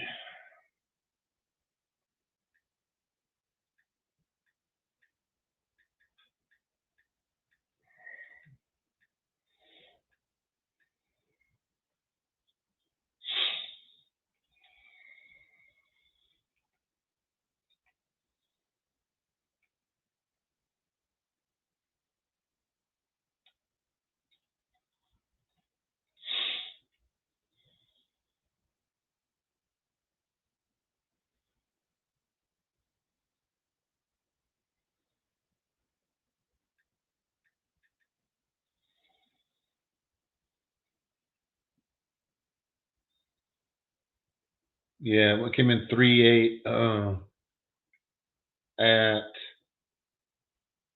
Aqueduct Race 6.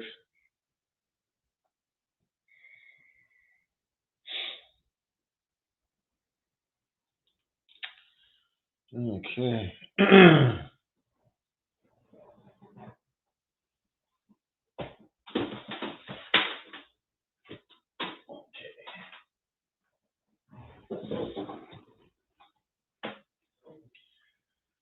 And brings us to Fairgrounds.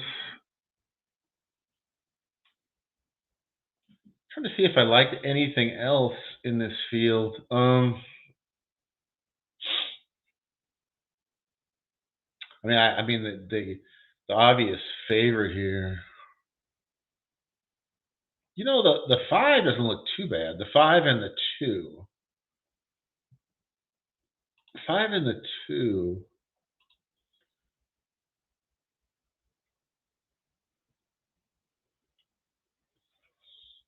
Might have some value. Wicked with Bourbon and Light Up the Night.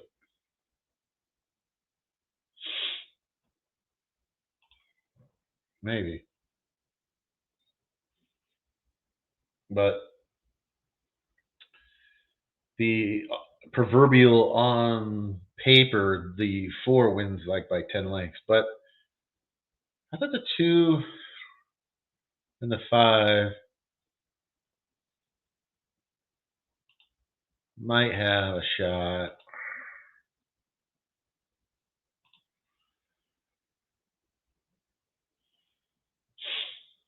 I might like the 2 a little better. Got enough speed to kind of keep up.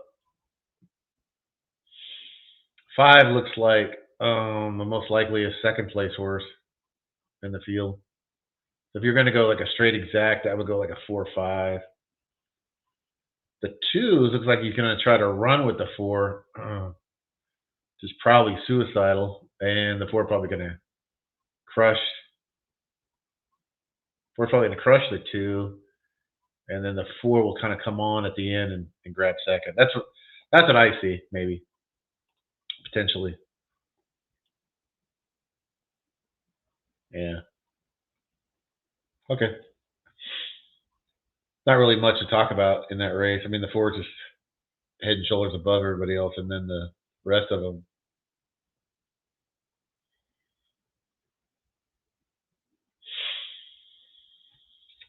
But the 1 and the 2 bust out on the lead. The 4 is in 4th place, which is a little bit farther back than I thought that horse might be. The 1 is out in the lead. 1's going pretty fast, I feel, for this level. Louisiana for Charity. 4 has got making a big move on the outside now with the 6.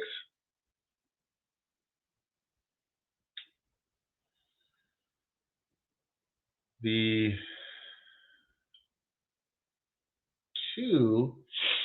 2's in second. I had the 2 try to run with the 4, and the 4 is pulled away by about 5 lengths over the 2. Here comes the 5 trying to get up, but the 2 is going to hold off for second. The 5 just didn't have enough late to get into second. So your final is 4, 2, 4, 2, 5. And we go over to Gulfstream, race 6. 6 horse field there. Take a look.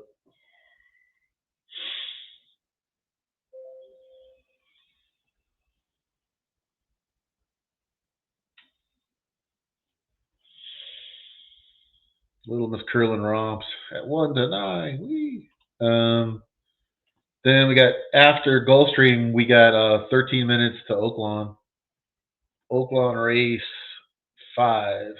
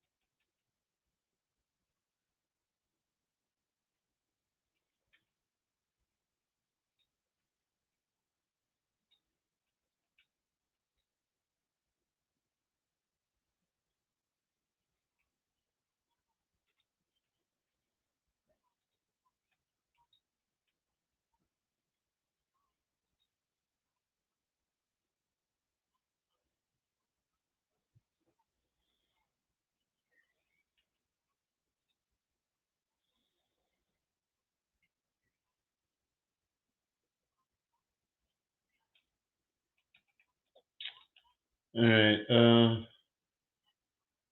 Gulfstream race 6. See if we can figure something out here.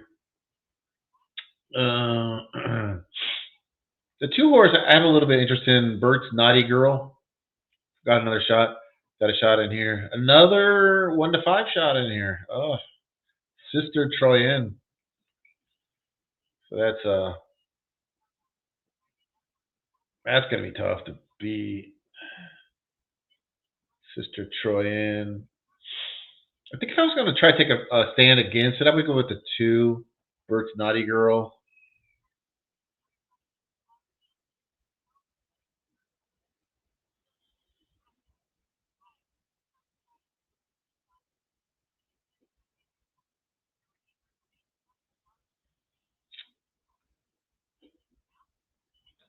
Or maybe the 1.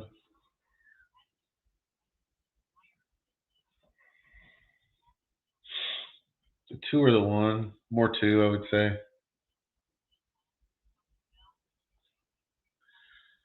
But more than likely, we're just running for second place behind the 6. There's another one that's really head and shoulders above the field. I'll call the finish, but I want to get moved on over to Oaklawn, race 5.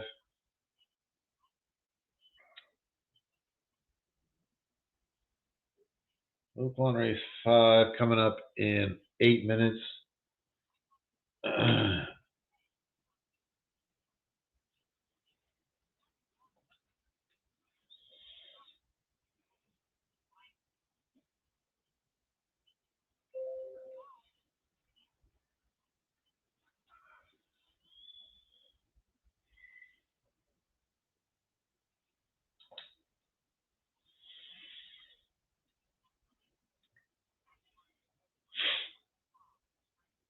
They're just starting to load at Gulfstream.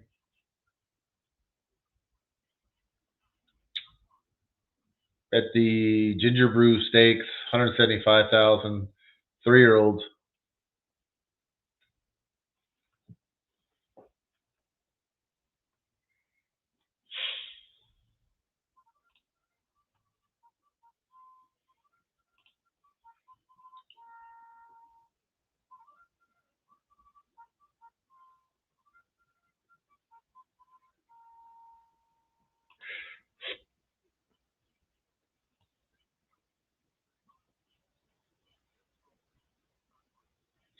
I like the 2 here at Oaklawn, race 5, Bienville.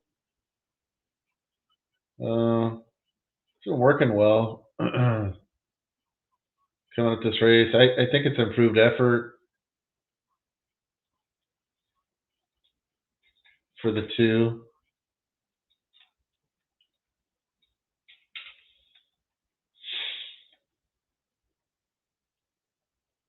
I think it's a good one to key in here. It's got a nice price. Probably going to go off pretty close to 20 to 1.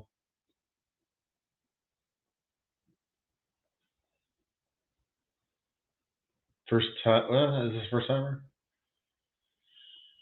It is a first timer. There's a few in here that are first time starters.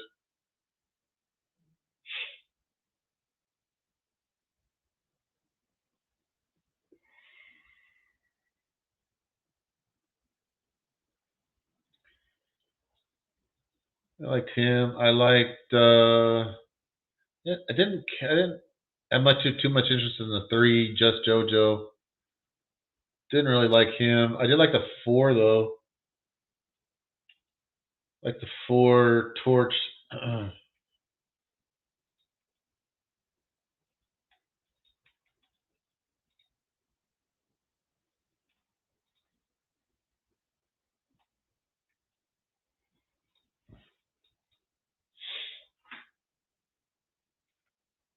Did like the 4 Torch.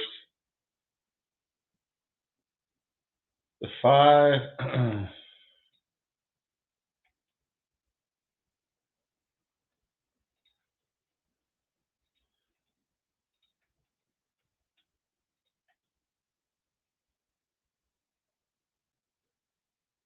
The 5 I did like. I'm going to include him. So I'm going to do a double key. I'm going to key both the 2 and the 4. And then I'm going to hook them to the 5 for sure. And then I'm going to go through these real quick and see which ones I might add.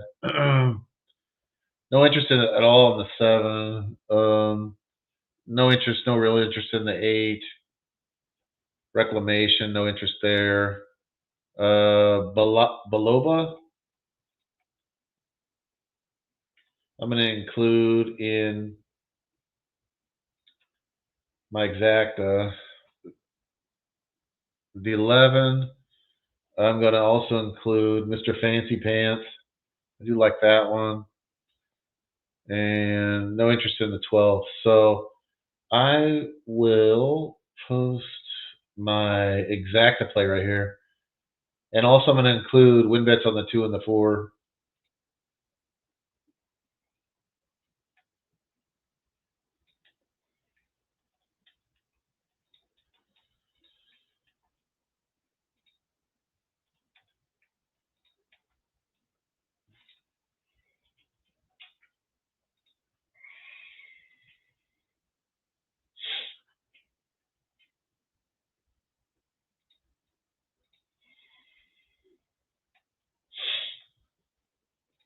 And it's up.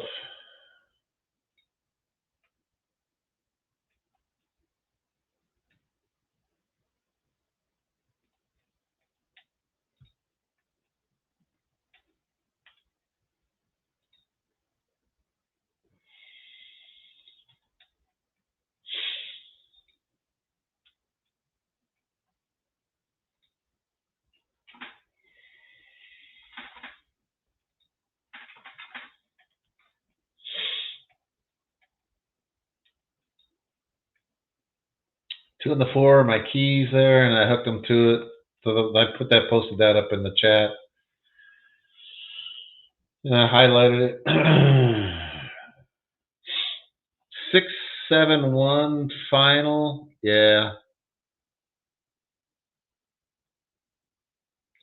I don't know. It's tough to make money on that race unless you had like a straight try or straight super.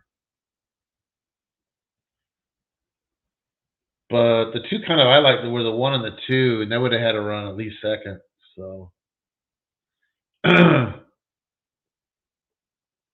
not a result I could make any money off.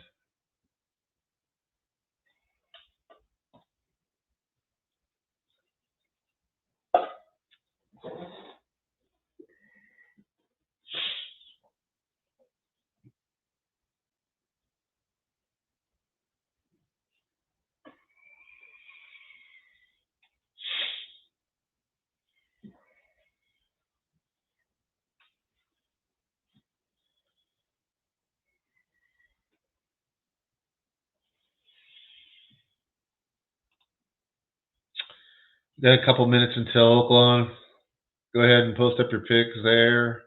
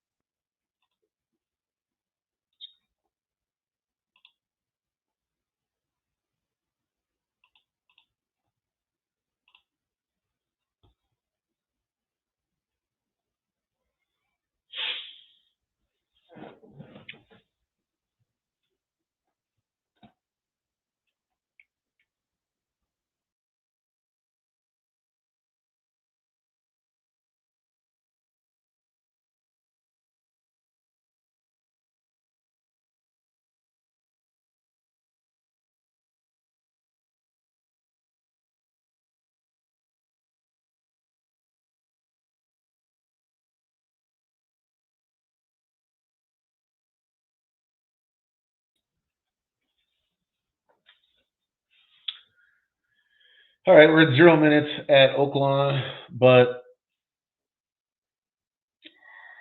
they haven't even got to the gate yet, so it's going to be a couple more minutes.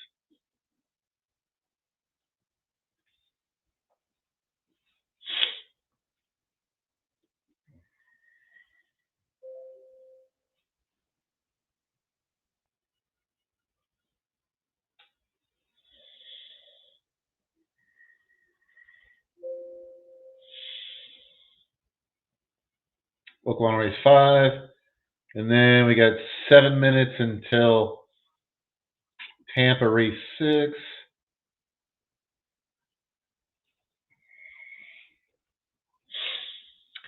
Tampa race 6 looks like a decent betting race.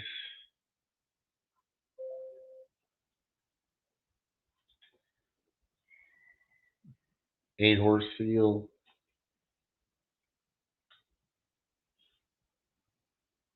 No big favorite, at least at the moment. There.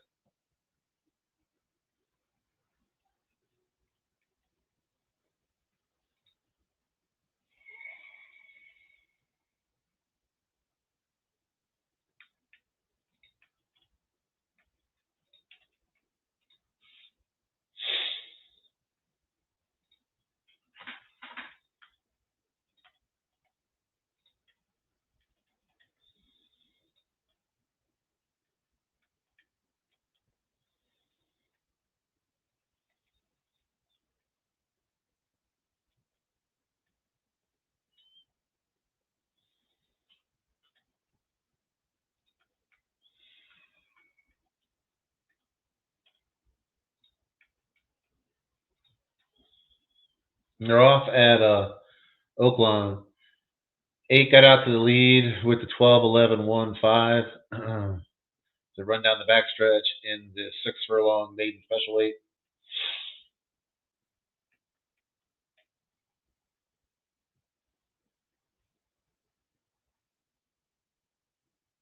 8 and 12. 8 taking over the lead from the 12. The 1 is making a little bit of a move. 11 is in third now, pushing it up with the 10 and the 5.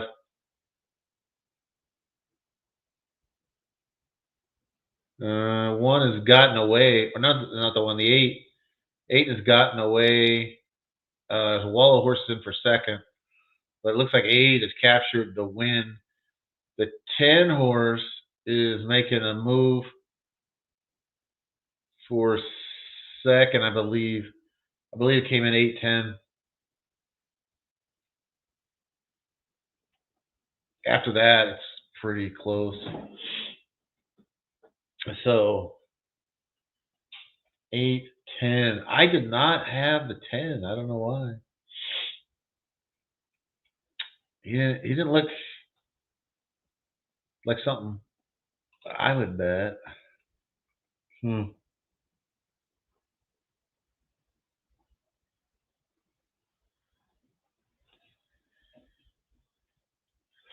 Let's see, Oaklawn.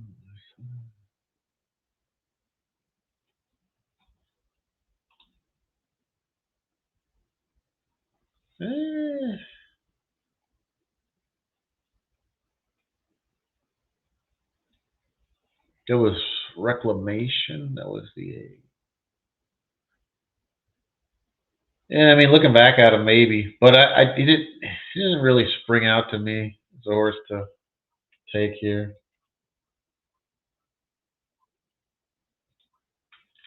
But I thought it was a tough race. I thought it was a lot of contenders there.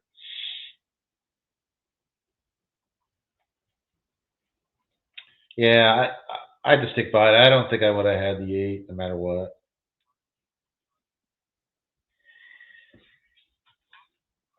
All right, so Tampa, race 6. Let's take a look at it. Oh, this is off the turf now. Oh, 8. I'm sorry. Race 8 is off the turf. This was never on the turf. I just saw the screen there. So race 8 at Tampa is off the turf.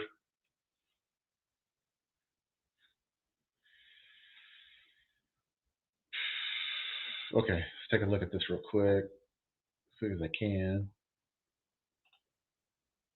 Probably have time though. It's Tampa to kind of mill around a little bit for this race. The two horse, the short price, probably your favorite. Looks okay. I don't really have anything that I really didn't like about him. The 3 I did not like at all. As a matter of fact, I priced that horse like at 80-1, so I didn't have any interest in the 3. The 4 I do like. The 4 I did like, so I didn't have anything against the 2. I didn't like the 3. The 4 I think's a bet. Magala. I did like the 4.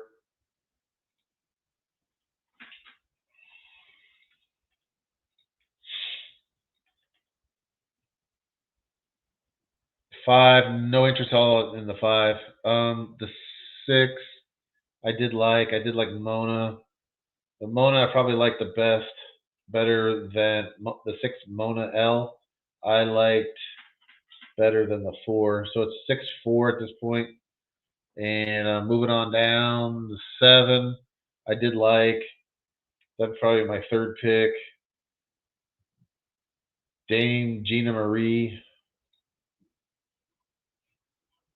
And the 8 I did like also.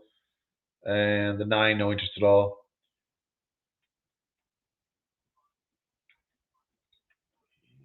Six. Dame. Said I did like the 7. Okay.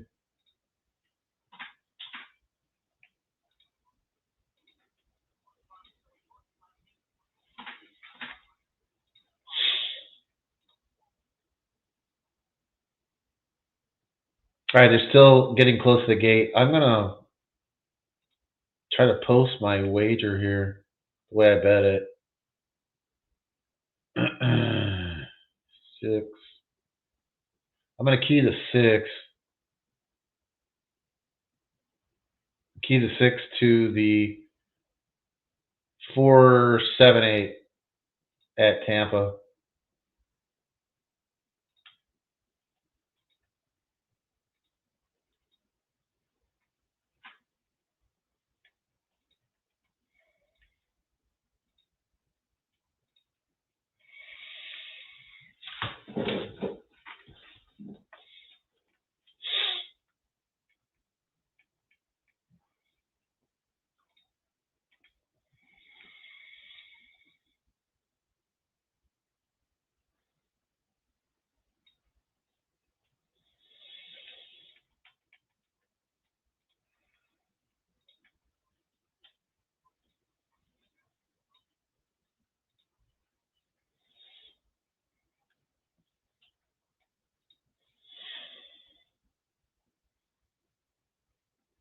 Okay.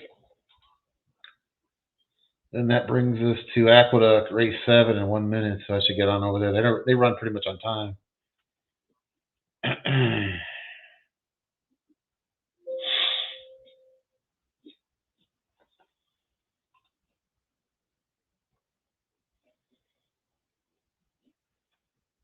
We got a few minutes at Aqueduct.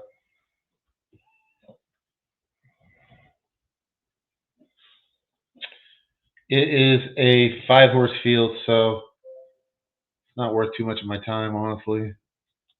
Aqueduct race 7. I'm just gonna scan it real quick and see if I see anything that jumps out at me. Tampa. 4. If you had to make a play here, I probably won't even bet it. I like the 4 a little bit, 2 bits. That would be my bet. It made a little bit of sense in a small field.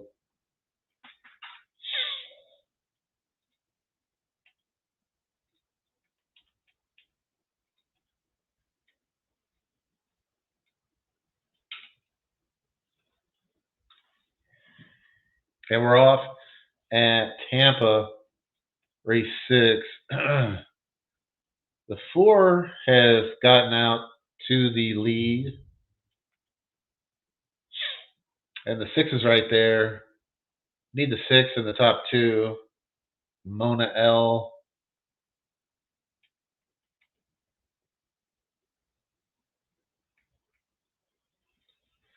We got the 4, 6, 7. And then a little bit of space back to the 2. So we're looking okay.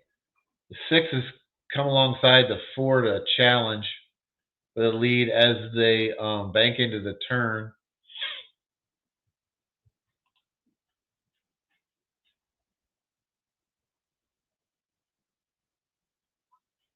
We need the 6 to continue on, and has gotten a lead here. 6 is taking over the lead. The 4 is trying to hold on for second, but the 9 looks like it's going to snatch second.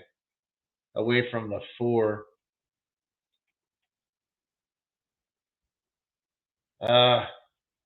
That's a little aggravating.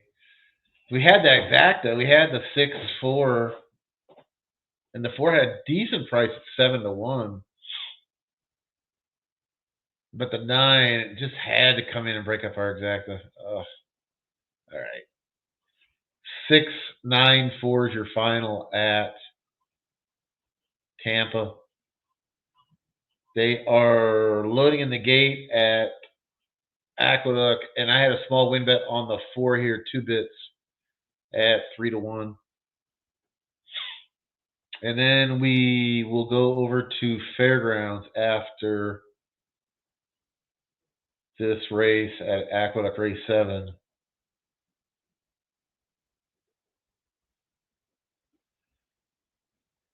Tracks are doing a pretty good job today of not running on top of each other. I probably shouldn't say that, probably jinxing it, but all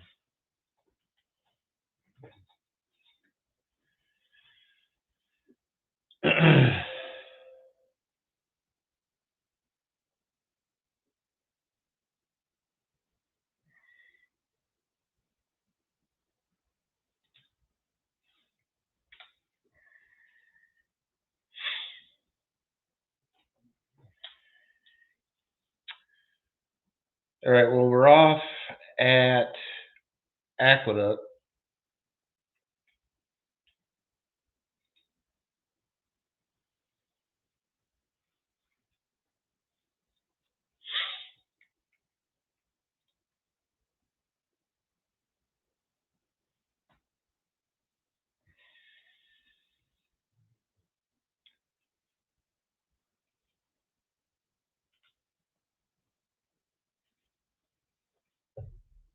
We got the 5 out in the lead, 5-6-4 as we enter the far turn.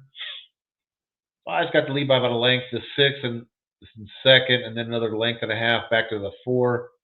2 bits, which the jockey is scrubbing on the 4, trying to get into second, and it looked like he is going to. As our guy Jamie Rodriguez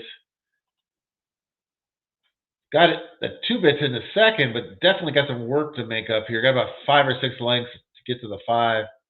The 5 is drawing off, and it looks like he's going to win by about 6 or 7 lengths. 5, 4, 6. So looks like that. I think that was a favorite. So short field, short price at Aqueduct Race 7. Let me go to Fairgrounds Race 4.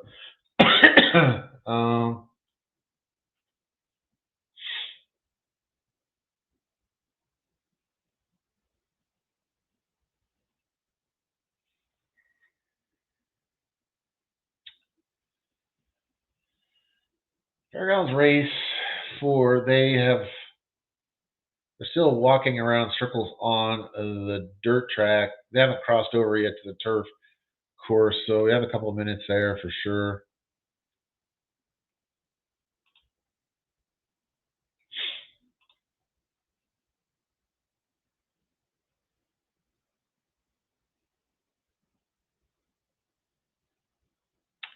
I don't have any interest in the 1 or 2 at Fairgrounds Race 4. The 3 horse looked decent. I looked about what the odds are, about 2-1. Pretty Ribbon, I think, is worth a bet if you're going to bet this race. The 5, kind of the same thing, but only slightly worse. I think the 3 is slightly better than the 5. The 6, no interest in that. I thought I had priced about 100-1. The 7, priced about 25-1, about a 4% chance. So I think I'm going to pass the race. The 2 that I like are 2 real short prices, the 3 and the 5. Looks like chalk to me. So I will let that one go, and we'll move on to Gulfstream Race 7, where we got an 8-horse field. I think we're probably better off using our time and energy to handicap that one. So we got Gulfstream, 7th race in about 3 minutes.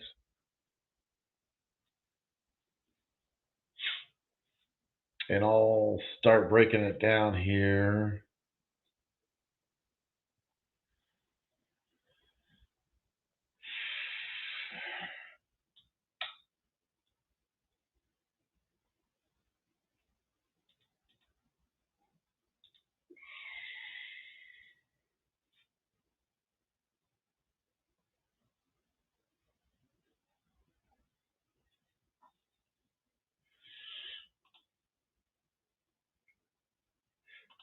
Excuse me. Whew. Got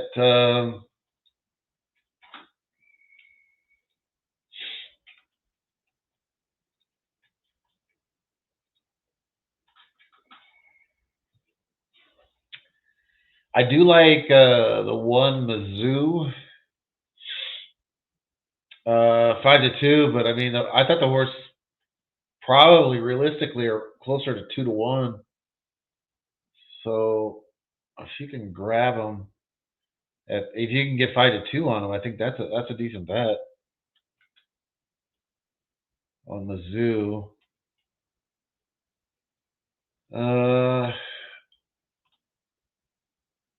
The 2-horse, I really didn't have any interest in. The 3 is the other favorite, or maybe the favorite, playing tricks. But I thought Mizzou was a little better, or the same, and then you're getting much better odds. So I like the 1 better than the 3, and your one's a little bit better price. So I would, at least in my opinion, I think that's the way to go. The 6-horse is one I probably will use in my exactas if I play an exacta, but not like a straight bet on Thunder Roll. Looked okay though. Would if you liked them, I wouldn't throw them out necessarily. The 8,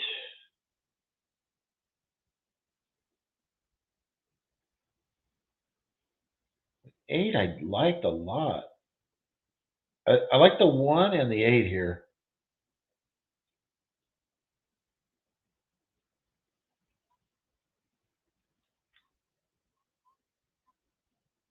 Make Me Famous with IRAD. So I'm going to go 1-8 or 8-1. I kind of like them both. 1-8.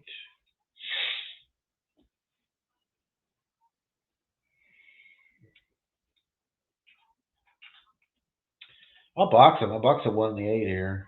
Exacta box.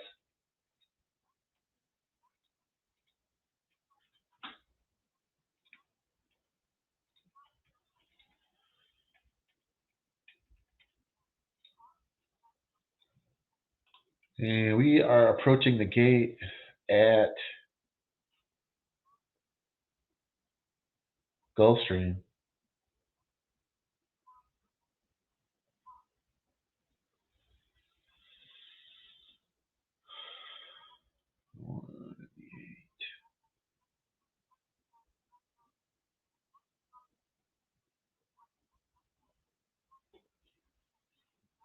I had the 1 had some good stuff here.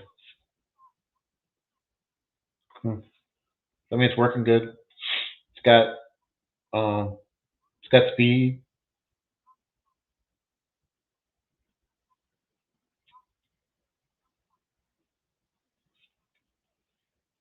I don't think the rail's going to be a big problem for the 1 either.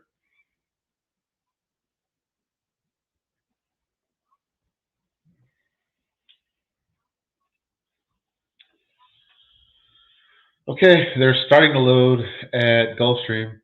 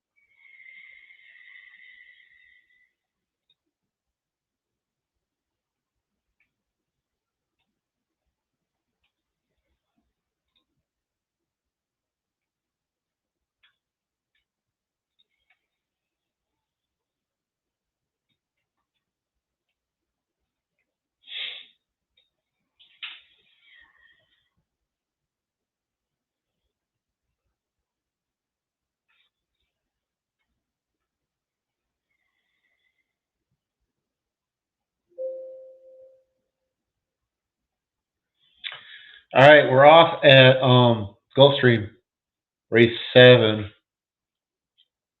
One got out to a nice start there on the rail. The rail didn't seem to be an issue for Mizzou.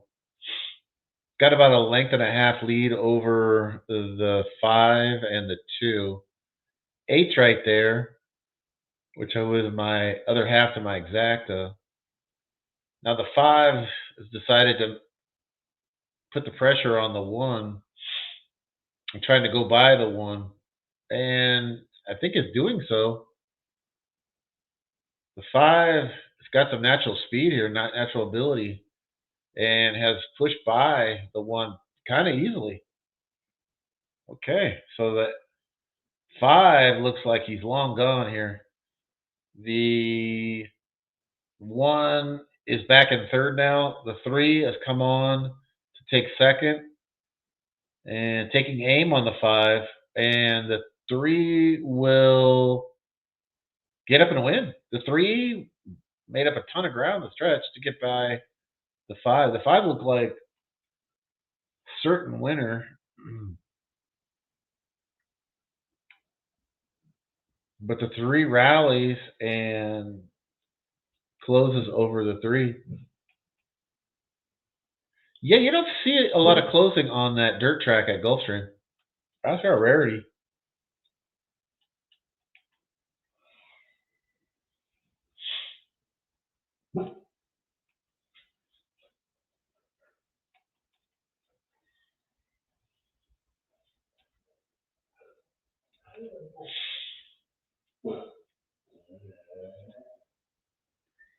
All right, we got Oaklawn, race 6 in about 6 minutes.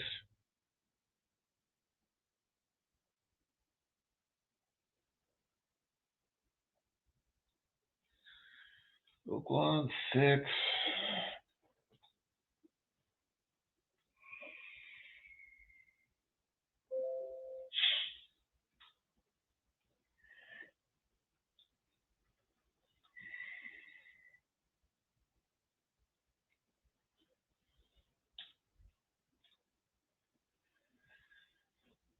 All right.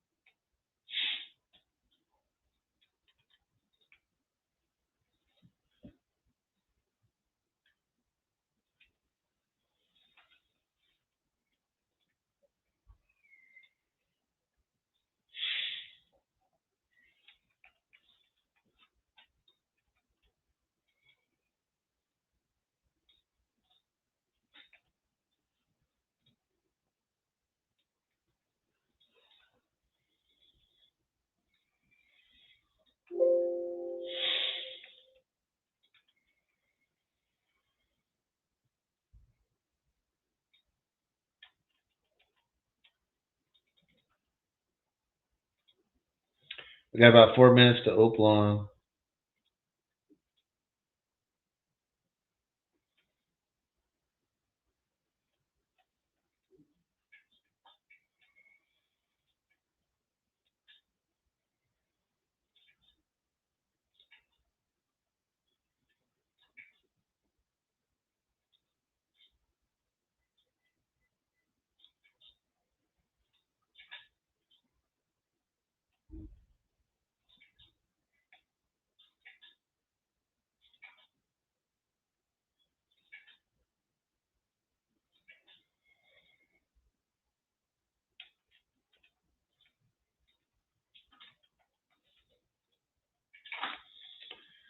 All right, let's take a look at Oaklawn.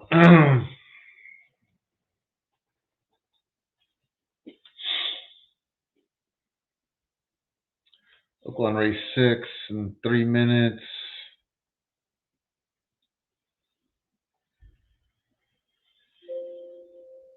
Probably had more than that. I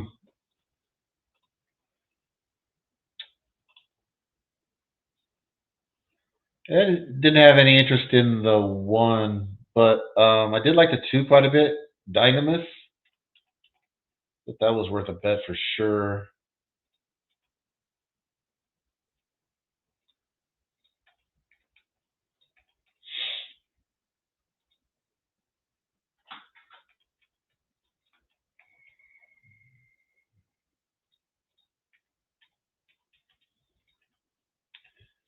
I like the 2 Dynamis.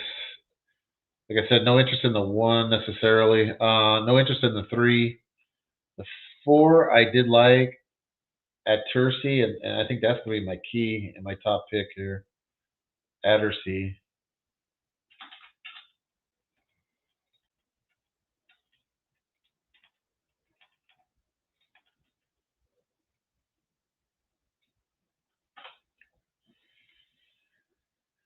The 5, no interest in. The 6 horse, I did like. First bid, some definite interest there at a price.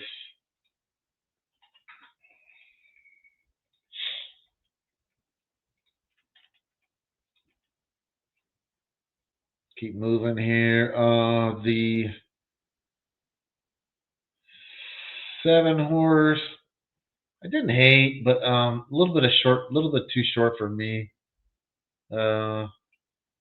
Expect the best. I think 3 to 1's a little short. Pass on that one. The 8 horse, I did have interest in. Anthonian, did like him. Kind of on the shorter side from the weight, odds standpoint. But I think you have to include them in your exactas. Offer some value there. The 9 was one I was kind of on the borderline with, but ultimately I didn't include the 9 Copper Echo. The 10, no interest there at all. The 11, another one's kind of on the border, maybe. Like include on the bottom half of the exactas, trifectas, that sort of thing. I could see Major Dax getting in there. 12, I did like. Global Quote was another one I sort of did like a decent amount. And it's a decent price here, 10 to 1. All right, so let me post up my exacta. What I'm gonna do is I'm gonna exacta key the 4 to the 2, 6, 8, and 12, and I will put that in the chat.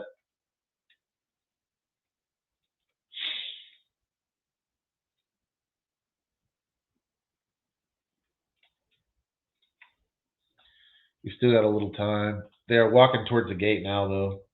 We've got probably less than a minute.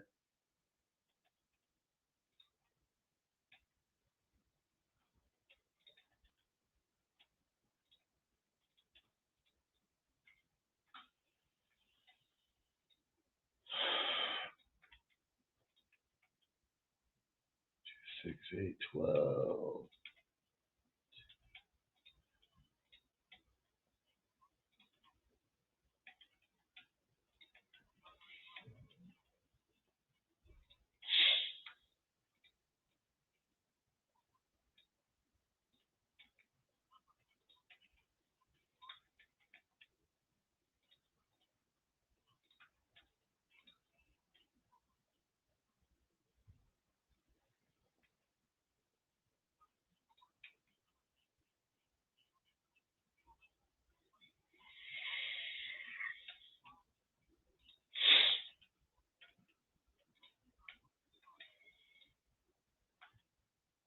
All right.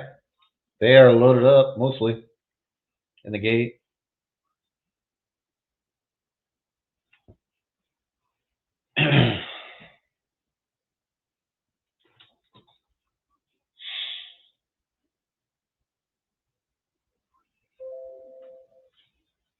They're off at Oaklawn, race 6.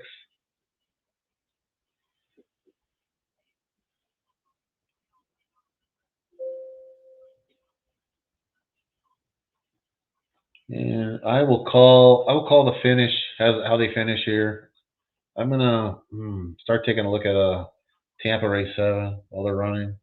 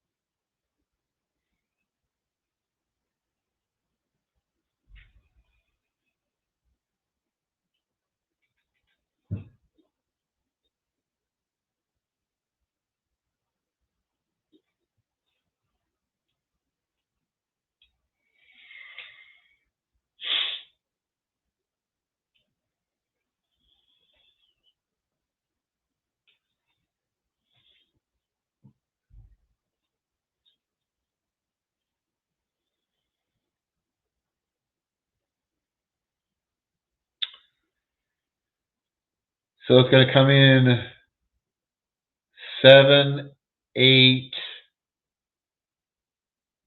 6, 7, 8, 6 at Oaklawn.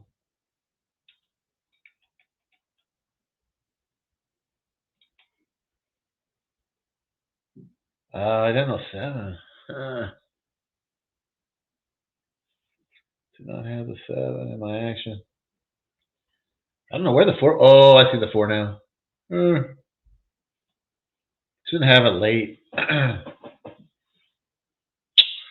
Okay, so Tampa race 7.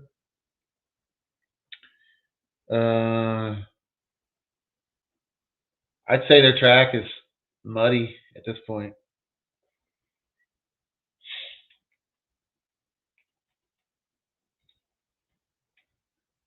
Thanks, TV, for posting that.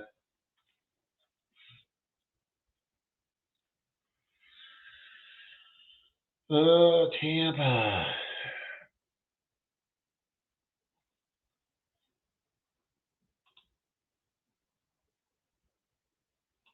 Tampa.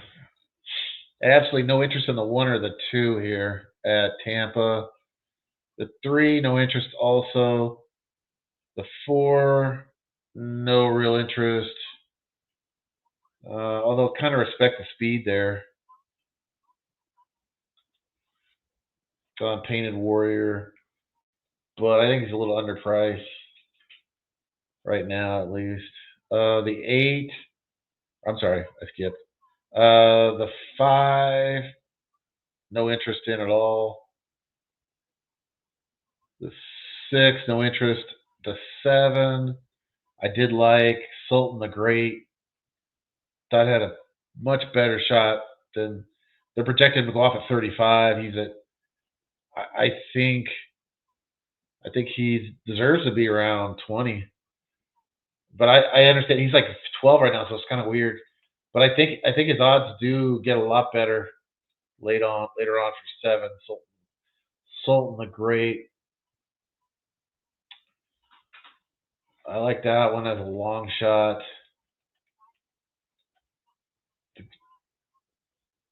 Better than what everybody thinks. Megan's Honor, no interest in at all. 9 is the favorite here, 2-1. I'm pretty sure he's probably going to drop down closer to even money. The 10 horse, I did like. I like the 10 Elusive Doro.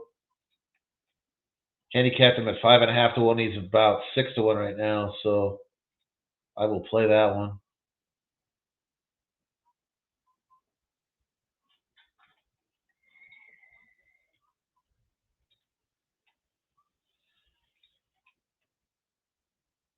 So I did like the 7. I did like the 10. I played them both to win, and I'll play an exacta box 7-10. And they are getting close to the gate.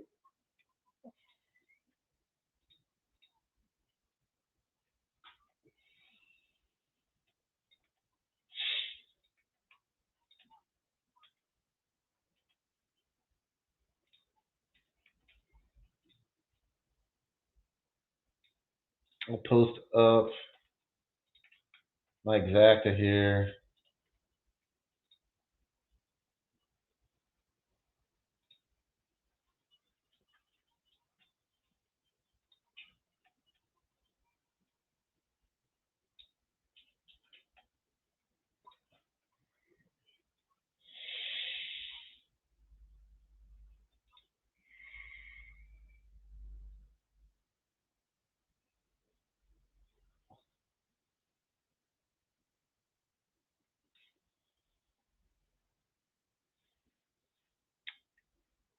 And the 8th race at Tampa's off the turf. So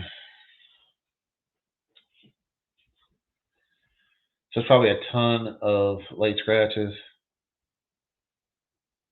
I don't think they were expecting rain necessarily there today because I saw on the forecast it said just hot. It was like pretty warm down there.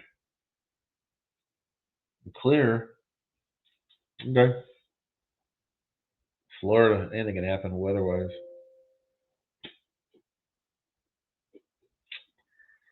All right, so it gives us, it kind of sends us out to Aqueduct Race 8 in a minute. Go ahead and post your picks in the chat. If you got college basketball picks, NBA picks, there is NFL later on, and kicking off in about an hour, I think. At least that's what's listed.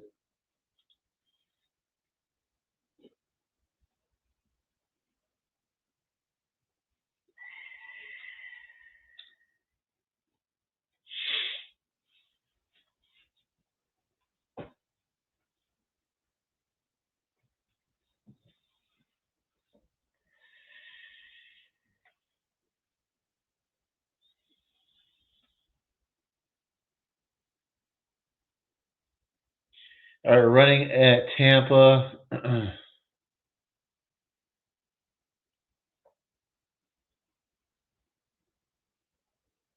It's 4-6-1 as they enter the far turn. 4-6-1.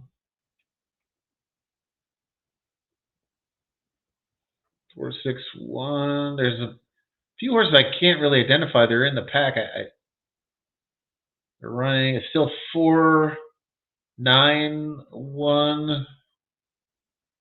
Here comes the favorite, the 9, coming after this 4. But not going to get the 4. The 4 is going to win. 4 is going to win at 7-1. That's one horse I considered. I just thought he was a little bit short priced. All right, we go to Aqueduct. I'll go over this one real quick. It says post time, but they haven't even started loading, so we have a few minutes there. 1, I didn't really have too much interest in. The 2, I did like. The 2.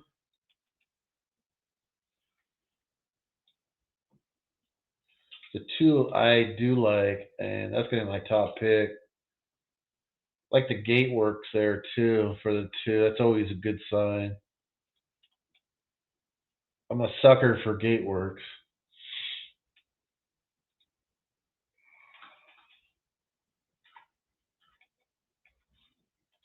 So I'll take the 2 brazenly. But I will skip.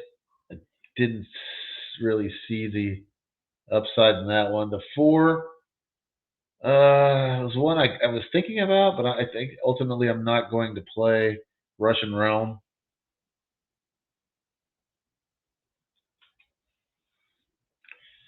We'll skip the 4. The 5 was one I was really on the fence on. Ranger Battalion. So I'm definitely on the 2. Thinking about the 4 and the 5 potentially. Those are really close. I think I'll probably make small bets on those. The 6 is the chalk. I don't see a lot wrong with it, but I don't love it like enough to take that price, swallow that price. The 7, I will include him as commuted. It's 26 to 1. Get a little bit of that.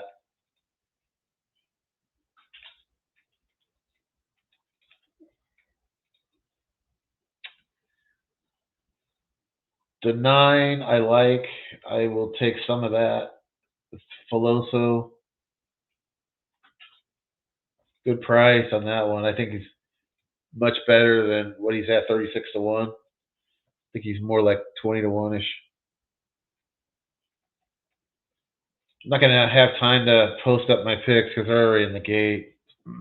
Good luck, all.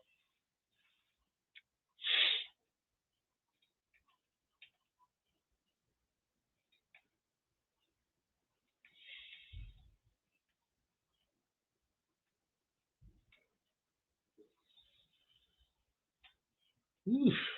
All right. We are moving along here.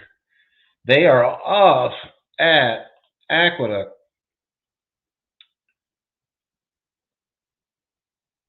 Next after Aqueduct, we got Fairgrounds race 5.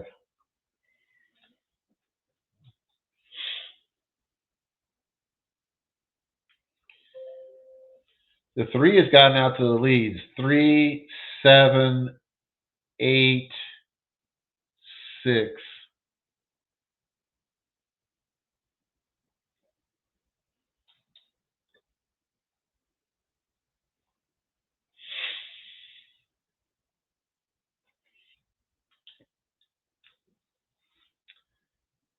The 8 has taken over the lead at the top of the stretch. The 3 is running on the inside, backing up out of there. Looks like the Tory's done. The 8 has got about a 3-length lead. Here comes the 2. My 2. Can the 2 win this? Come on, 2. It's got momentum on the outside. So does the 4. A 2, 4. If I had played the exact, if I had time, I would have had that exact. Dang. I did. I want to say I did have money on the 4 and win.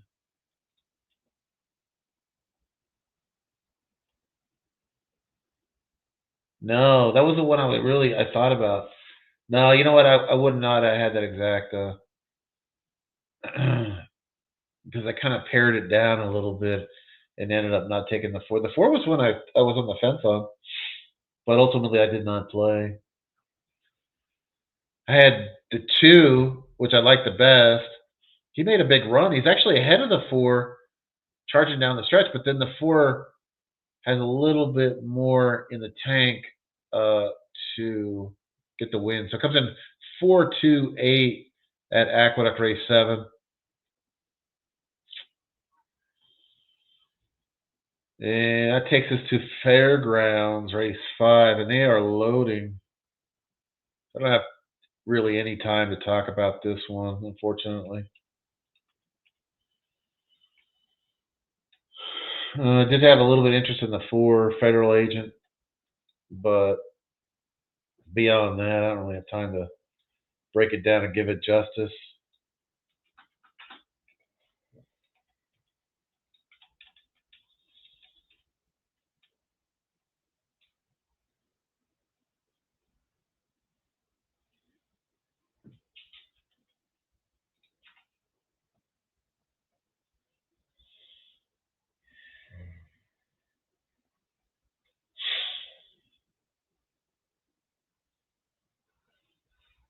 They're off at Fairgrounds. Race 5.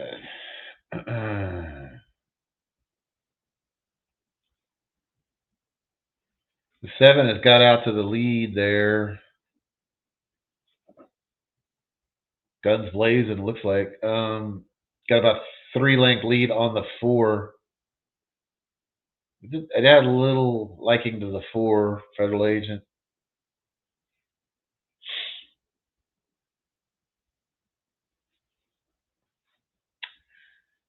But the 7 is put on about a 3-length lead over the 1. So it's 7-1-4. The 1 is making a move on the 7. And look at the 1 is actually pulled ahead. So it's 1-7-3, it looks like. And that looks like how they'll finish. Although the 3 make it second. But the 1 is your winner.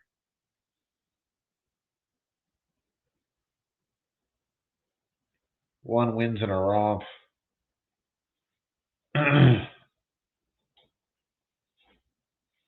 We got Gulfstream race 8 in 0 minutes.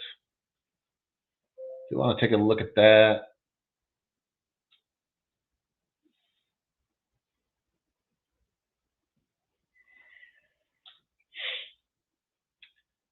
They're coming fast now, these races. Then we got 10 minutes to Oaklawn after that. I did want to take a look at Gulfstream race 8. It's one of the better betting races they've had today.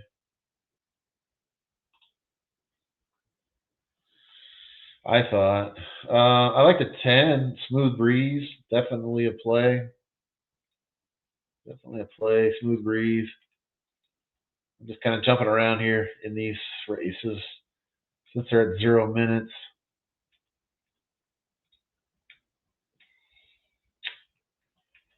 Oh boy.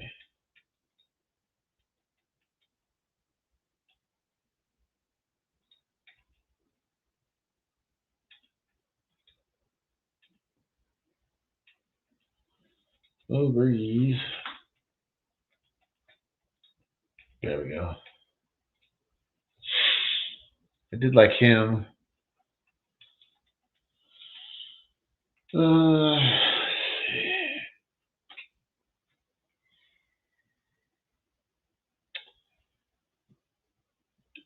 Didn't really have any interest in the 1 or the 2 at Gulfstream. No interest in the 3 either, King d'Oro. The 5, George Briggs, the big favorite with IRAD. Looks decent, actually. Looks like it might be 45% chance of winning. The 6 I would include in the exactas and anything like that. Trifectas, exotics, founders.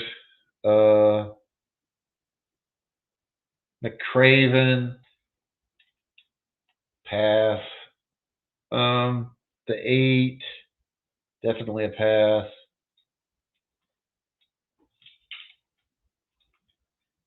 So I'm on the 10 for sure, and then the 6, a little tiny bit.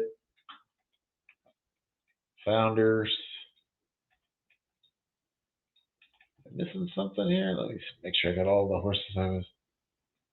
Yeah, there's a 10 and the 6. It's about all I have here. And then if you want to include the 5 seems obvious. I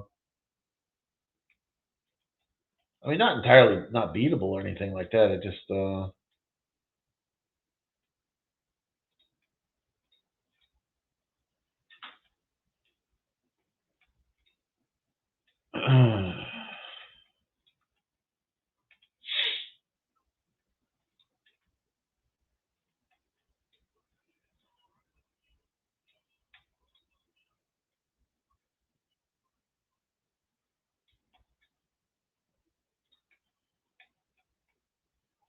right.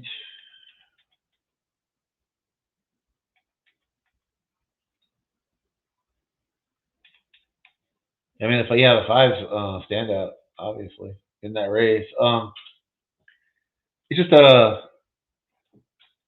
price is really tough to take. I mean, you're talking about odds on. Some of these horses are decent in here. Not that bad.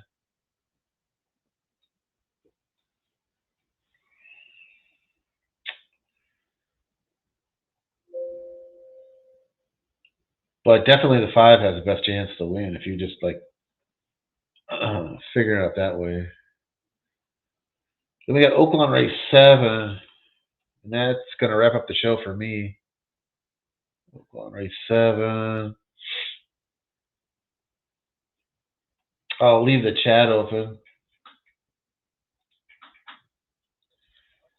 And then I will be back for sure January 31st. I may come on the show if I can, like I'm on vacation, if it kind of works out. You know, get like a sunburn or something. I might come on the show with like Gilly or something, or Razor. It's always a possibility. My flight gets delayed, something like that. But I will be back for sure on Saturday the 31st. If you are at Gulfstream on Pegasus Day the 24th, I will be there. Come by and say hi. I won't know what you look like, but you'll know what I look like. So there you go. I know we do have some people that do live down there in that area. All right, we're running at Gulfstream. We got the 7, 1, 10. Come on, 10. Can you make a run? Finish out this show. We got the 7 on the lead. No side. Oh, the 5. Here's down the 5. The 5 is now making a run, but I think the 5 got it for second. So it was 7-5. I think it was 7-5-10 at 7-5-10 at Gulfstream race 8. All right, so it brings us to final race for me today on the show at Oaklawn race 7.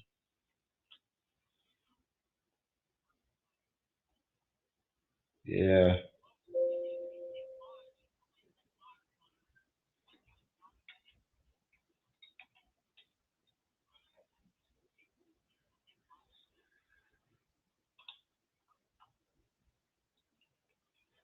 Let's see, Oaklawn race 7.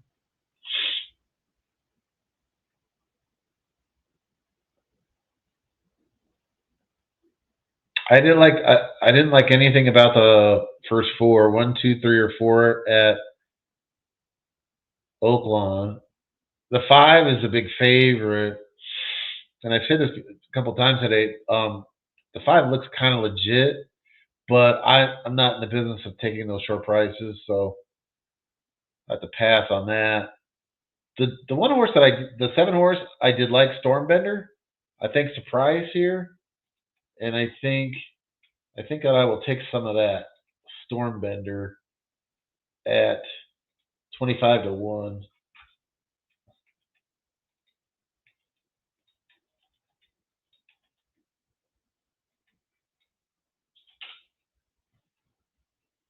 The 5 is the obvious favorite to me, the likeliest winner. 8, I didn't have any interest in at all. 9, no interest. 10, no. Well, the 10, I'll give it a little bit because it's such a big price. It's going to be upwards of almost 100-1 on shakeup. I will take a little bit of that. Take a little bit of the 10. The 11, I'll pass on. The 12, I will also pass on that one. So the 2 horses that I liked were the 7 and the 10. 2 bombers.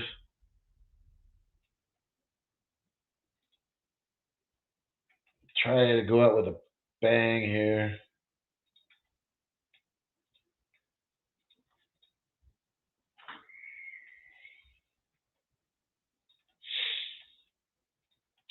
Seven, 10, I will do an exacta box.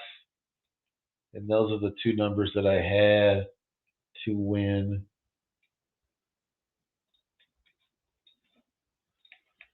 At Oaklawn.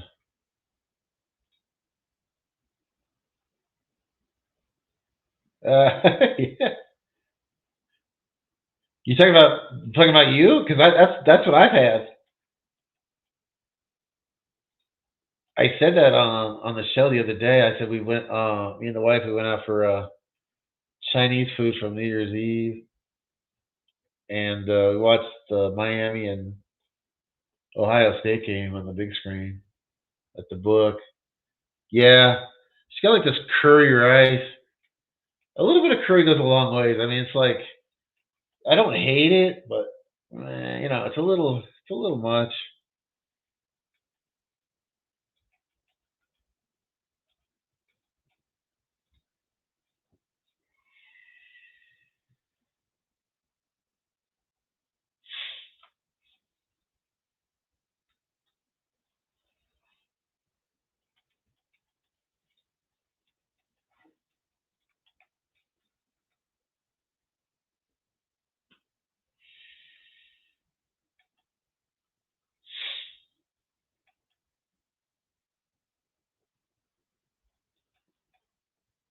Yeah, it wasn't a particularly good day for me either today. Like a lot of little things didn't go right. Like a lot of little photos and stuff like that, especially for exactas. And I kind of misbet a couple races. I could have done a little better job. But I thought I did today. I did a better job of like keeping up. Had a little technical problem. Had to reset my router and stuff. Had to shut down my end of the show for a little bit. But other than that, there's Dennis. You bet the 3 at Tampa. I'll take a look at it. They're loading at Oaklawn here.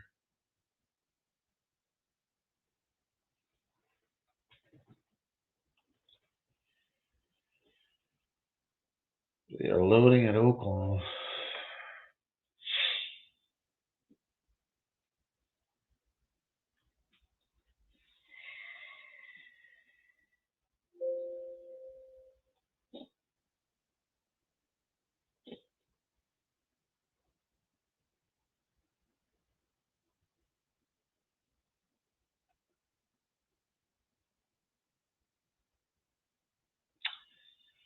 Tampa.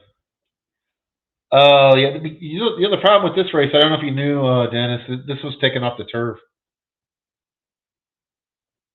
I mean, maybe you knew that, but yeah, they took this off like an hour ago.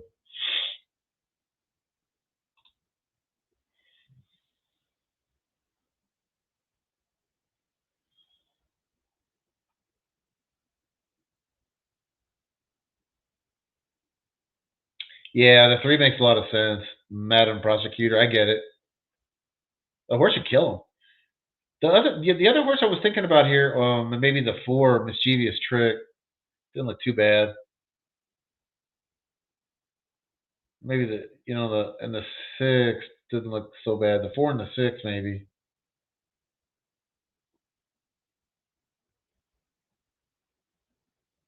The 4 and the 6. And the 10 didn't look terrible. All right, so Oaklawn race 7, the big favorite on the 5, going to win, coming in 5, 12, 11. 5, 12, 11, and Oaklawn race 7.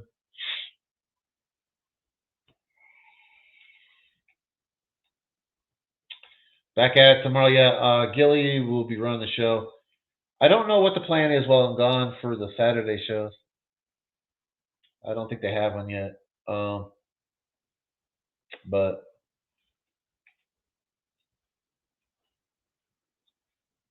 all right, that's going to do it for me. Like I said, I will be back the 31st of January. I'll be off the next 3 Saturdays. Again, I will be at Pegasus. I might do a little show from Pegasus, but not like a regular show like this. If somebody's hosting it, I might come on. I may come on at certain points, but I'm not sure what's going to happen. So cheers, everybody. TBE Racing, Dennis Garcia, John Egan, Tony here. I appreciate everybody coming in and all the support we get for the show. It's by far the best racing show out there. And I will see you in about 3 weeks. Bye.